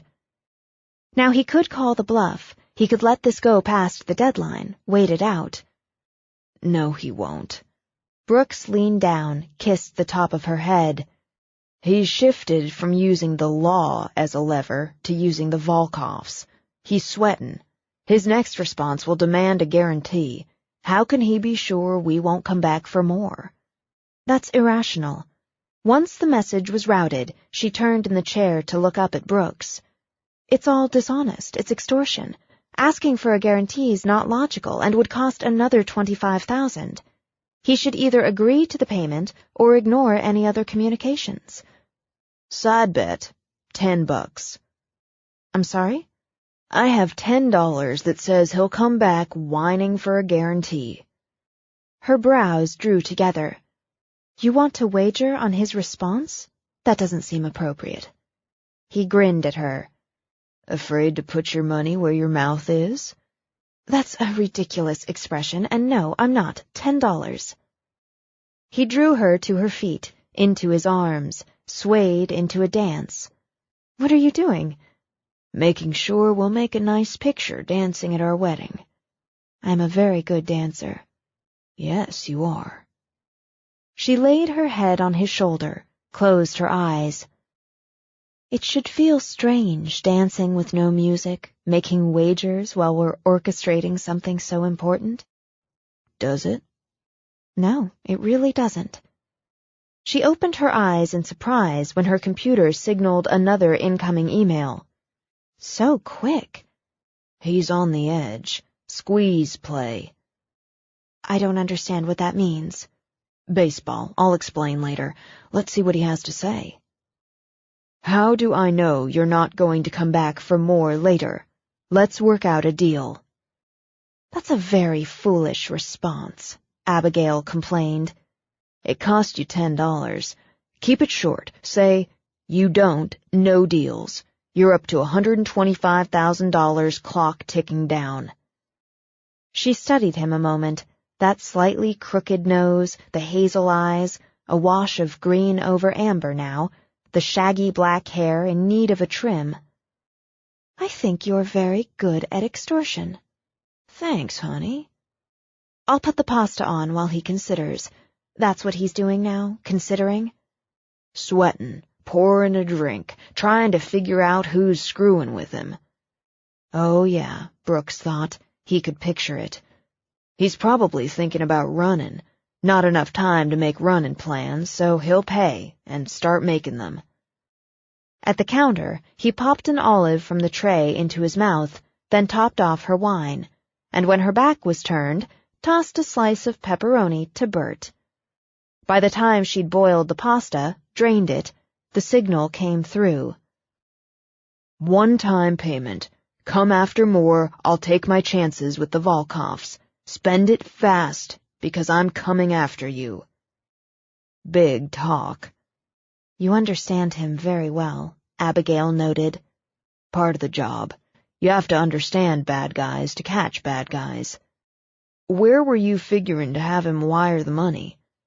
I have an account set up. Once he's transferred the funds, I'll distribute it to a charity for children of fallen police officers. That's commendable, and I don't like denying kids, but... You have another recipient in mind? Keegan. Can you transfer Cosgrove's payment to Keegan's account? Oh! Her face lit up as a woman's might when given rubies. Oh, that's brilliant! I have my moments. More than moments. It implicates both of them. It gives the FBI cause to bring them both in for questioning. Honey, it fucks them both inside out. Yes, it really does. And yes, I can do it. It'll take me a few minutes. Take your time. Bert and I will go for a little walk while you work. He snagged a couple more slices of pepperoni on the way out, one for him, one for the dog. A nice evening for a stroll around, he thought, with time to check out the progress of the garden, think about what he might do around the place on his next day off. This is our place, he said to the dog. She was meant to come here, and I was meant to find her here. I know what she'd say to that. He laid a hand on Bert's head, rubbed lightly. But she's wrong. When Bert leaned against his leg, as he often did with Abigail, Brooks smiled. Yeah, we know what we know, don't we? As they circled around, he saw Abigail come to the door, smile. It's done. Dinner's ready.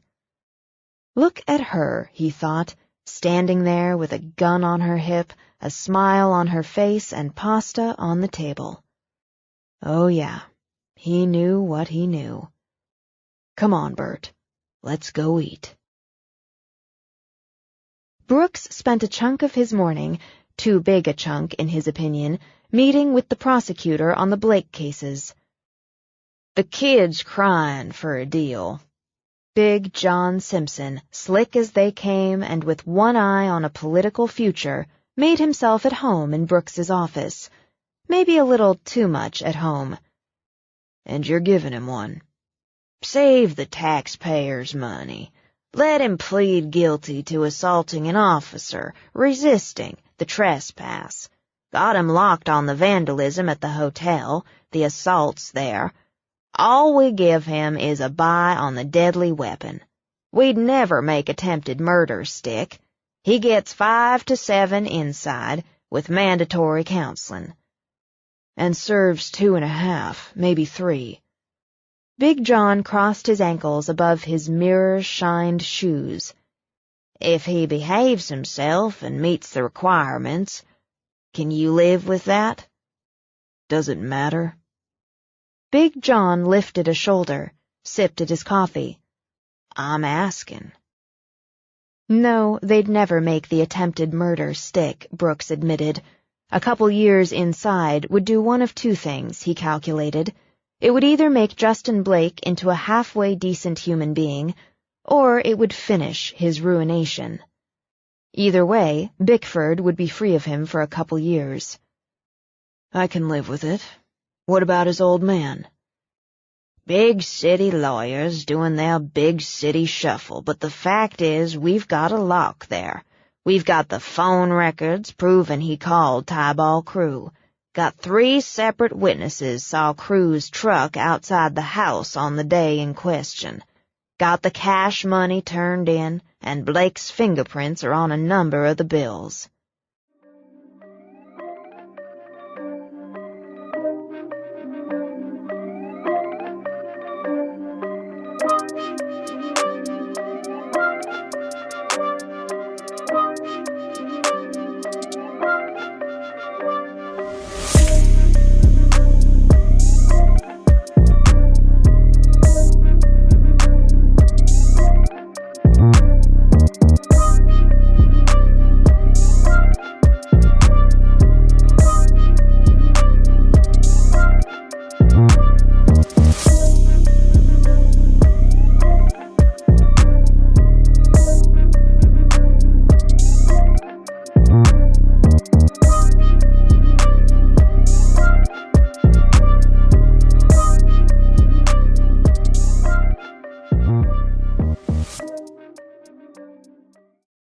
He paused a moment, recrossed his ankles.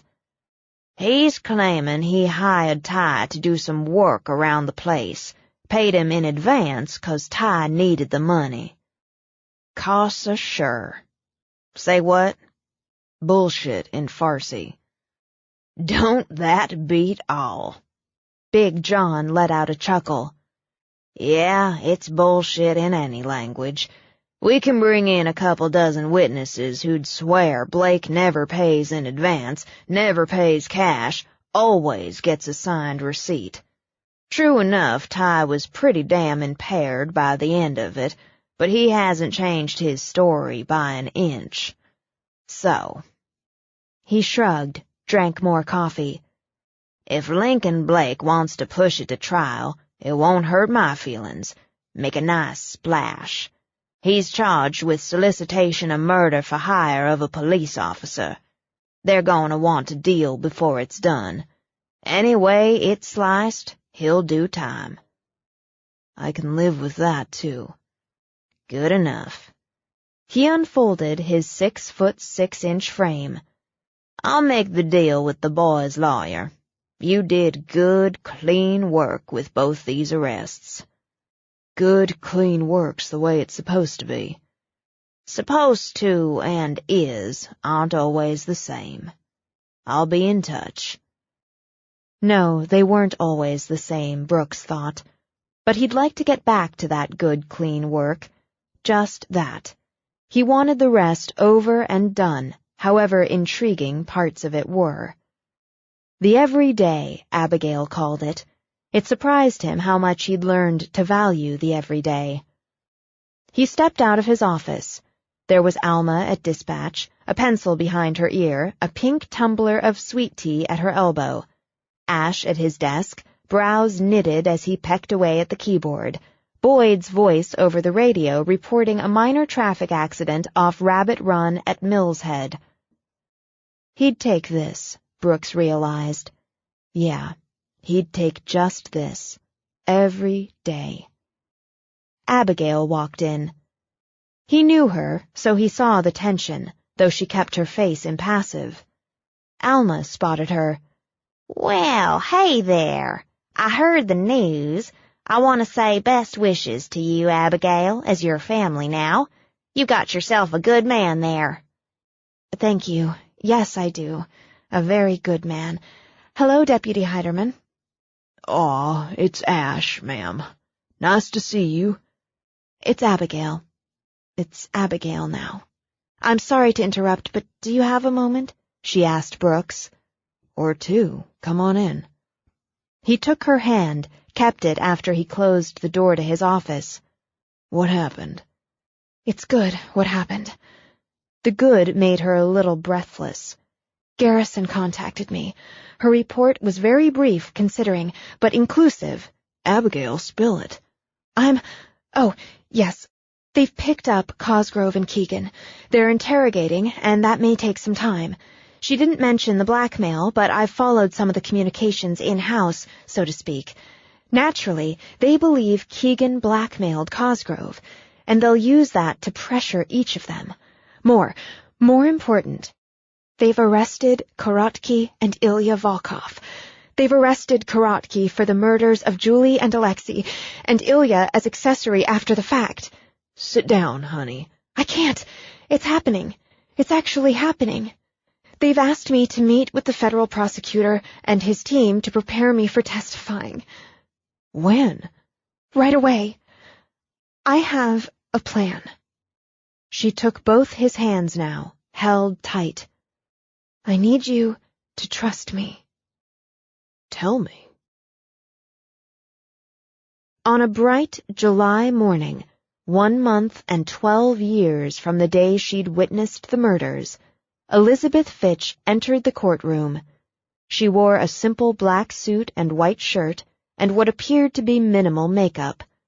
A pair of pretty dangling earrings were her only jewelry. She took the stand, swore to tell the truth, and looked directly into Ilya Volkov's eyes. How little he'd changed, really, she thought. A bit fuller in face and body, his hair more expertly styled, but still so handsome, so smooth, and so cold under it all. She could see that now, what the young girl hadn't, the ice under the polish. He smiled at her, and the years dropped away. He thought the smile intimidating, she decided. Instead, it made her remember, and helped her forgive herself for being so dazzled that night, for kissing a man complicit in the murder of her friend. Please state your name. My name is Elizabeth Fitch. She told the story she'd recounted now almost too many times to bear. She skipped no detail and, as instructed, allowed her emotions to show. These events happened 12 years ago, the federal prosecutor reminded her. Why has it taken you so long to come forward? I came forward that night. I spoke with Detectives Brenda Griffith and Sean Riley of the Chicago Police Department. They were in the courtroom, too. She looked at them, both of them, saw the faint nods of acknowledgement. I was taken to a safe house, then transferred into the protection of the U.S. Marshals Service and transferred to another location, where I remained under the protection of Marshals John Barrow, Teresa Norton, William Cosgrove, and Linda Pesky for 3 months as there were delays in the trial, until the evening of my 17th birthday. What happened on that date? Marshals Barrow and Norton were killed protecting me, when Marshal Cosgrove and a Marshal Keegan, who had arranged to replace Marshal Pesky, attempted to kill me. Hands tightly clenched in her lap, she sat through the objections, the jockeying. "How do you know this?" the prosecutor demanded. She talked, and continued to talk, of a pretty sweater and a pair of earrings, of a birthday cake, of shouts and gunshots, of her last moments with John Barrow and his last words to her. He had a wife and 2 sons whom he loved very much. He was a good man, a kind one, and a brave one. He gave his life to save mine. And when he knew he was dying, when he knew he couldn't protect me, he told me to run, because 2 men he trusted, 2 men who'd taken the same oaths he had, betrayed their oath. He couldn't know if there were others or whom I could trust other than myself. He spent his last moments doing everything he could to keep me safe. So I ran. And for 12 years, you've lived under an assumed name and remained hidden from the authorities. Yes, and from the Volkoffs, and from those within the authorities who work with the Volkoffs. What changed, Ms. Fitch? Why are you testifying here and now? As long as I ran, the life both John and Terry died for was safe. But as long as I ran, there could be no justice for them, or for Julie Masters. And the life they saved could only be half a life. I want people to know what was done, and I want to make the life they saved worthwhile. I'm finished running. She didn't waver through the cross. She'd assumed it would pain her to be called a liar, a coward, to have her veracity, her motives, her actions twisted and warped. But it didn't. It only made her dig in deeper, speak more concisely. She kept her eyes level, her voice strong. Testimony completed, she walked out under escort and into a conference room. "You were perfect," Garrison told her. "I hope so. You held tough, gave clear answers. The jury believed you. They saw you at 16, Liz, and at 17, just as they saw you now. You made them see you. If they did, they'll convict. I have to believe they will. Believe me, you turned the key. Are you ready for the rest?" "I hope I am."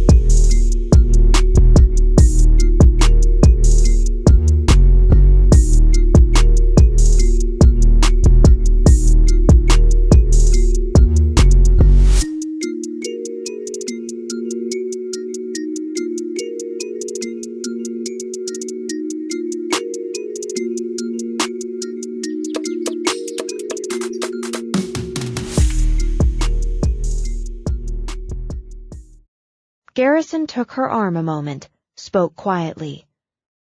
"Be sure. We can get you out safe. We can protect you." "Thank you."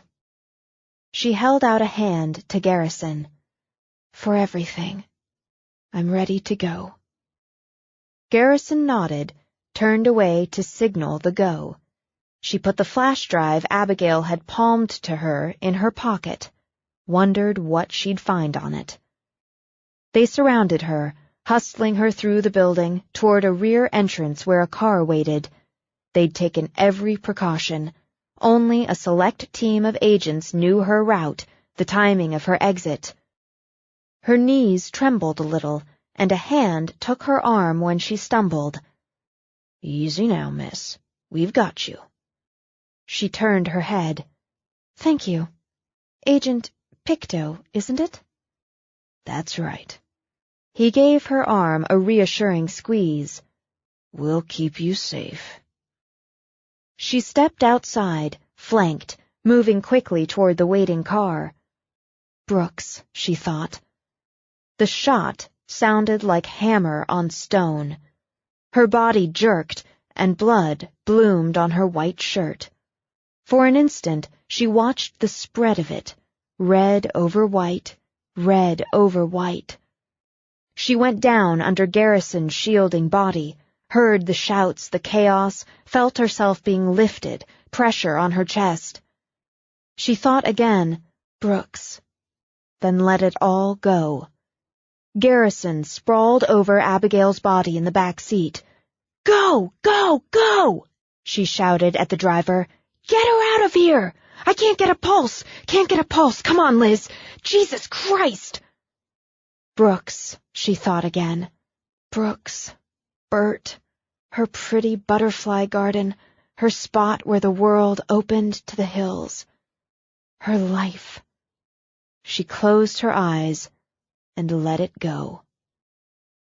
Elizabeth Fitch was pronounced dead on arrival at 3:16 p.m.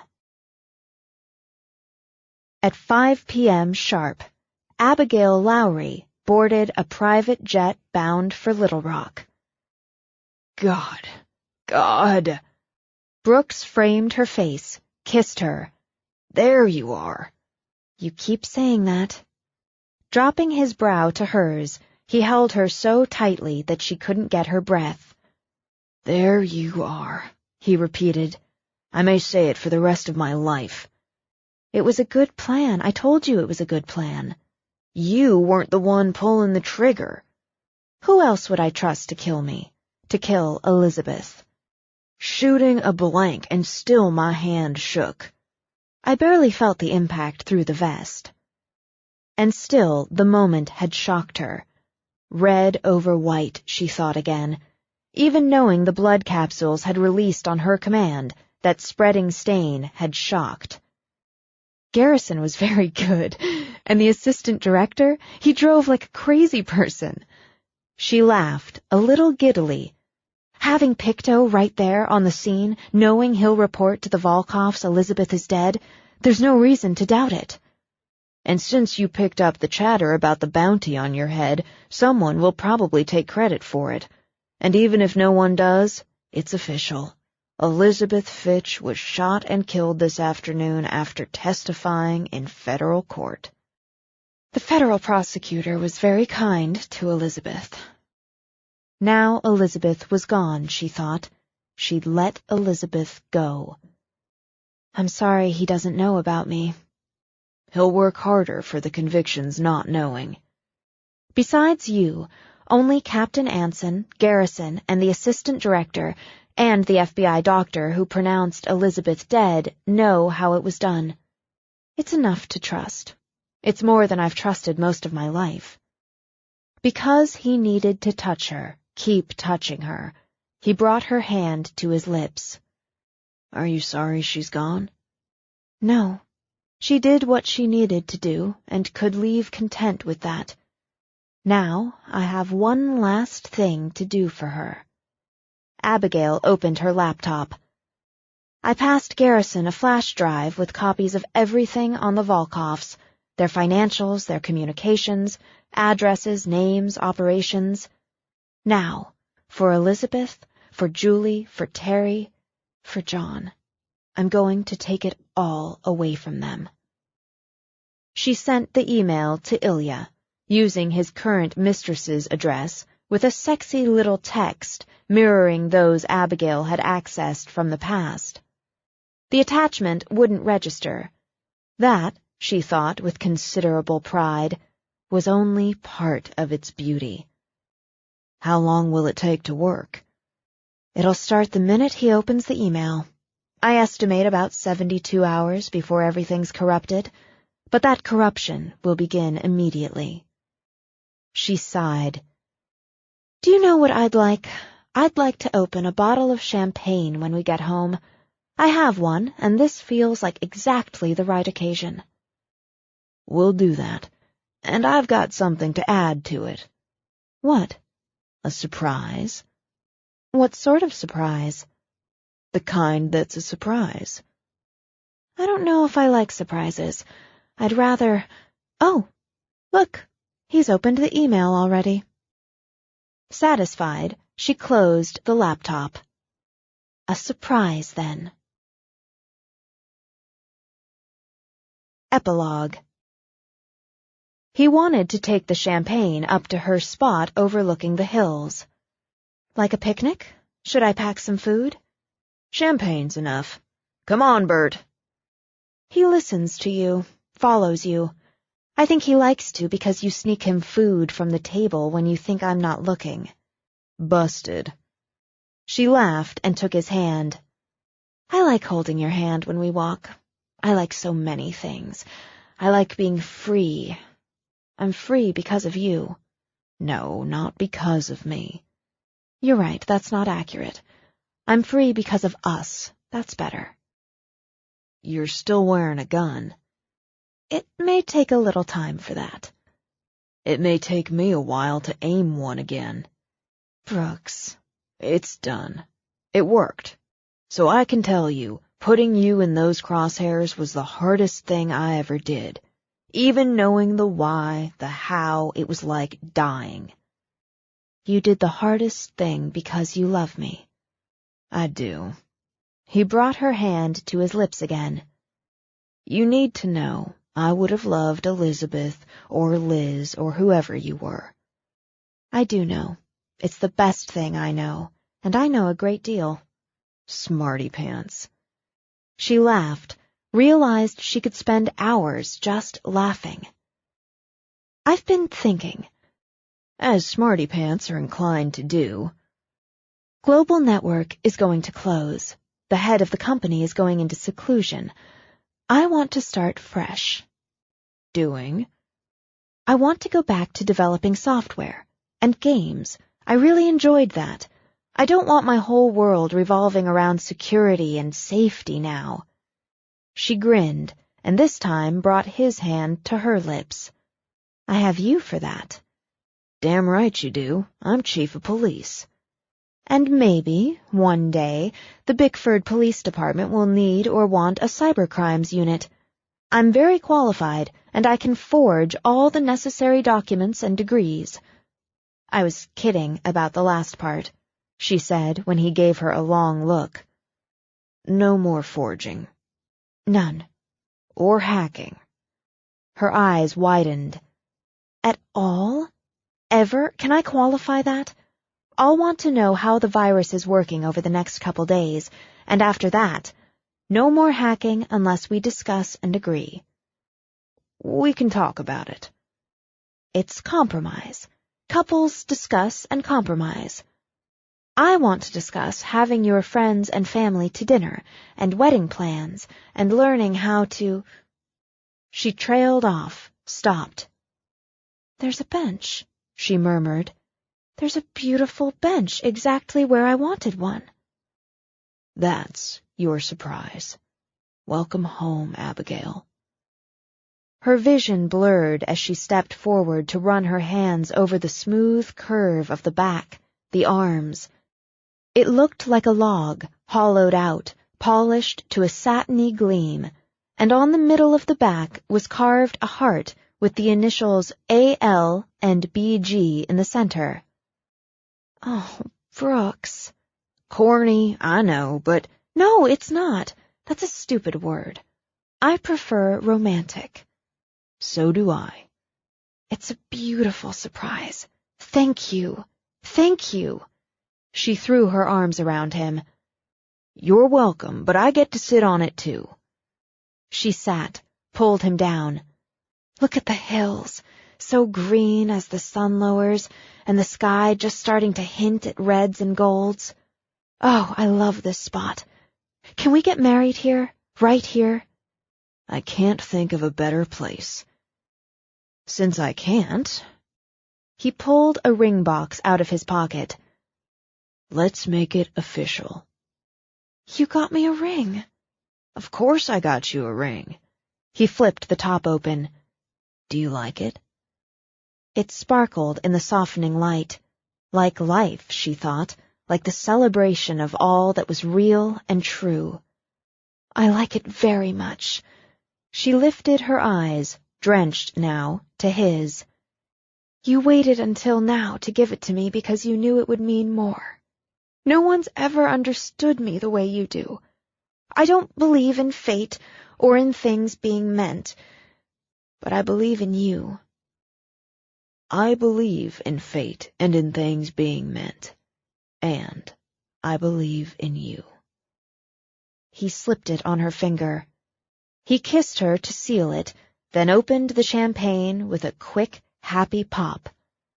She took the glass he poured for her, waited while he poured a second plastic cup, then frowned when he added a small amount to a third and set it on the ground for the dog. He can't have that. You can't give champagne to a dog. Why not? Because... She stared at Bert as he tilted his head, watched her with his pretty hazel eyes. All right, but just this once. She tapped her cup to Brooks's. Soon, and for the rest of my life, I'll be Abigail Gleason. And while the dog happily lapped at his share of champagne,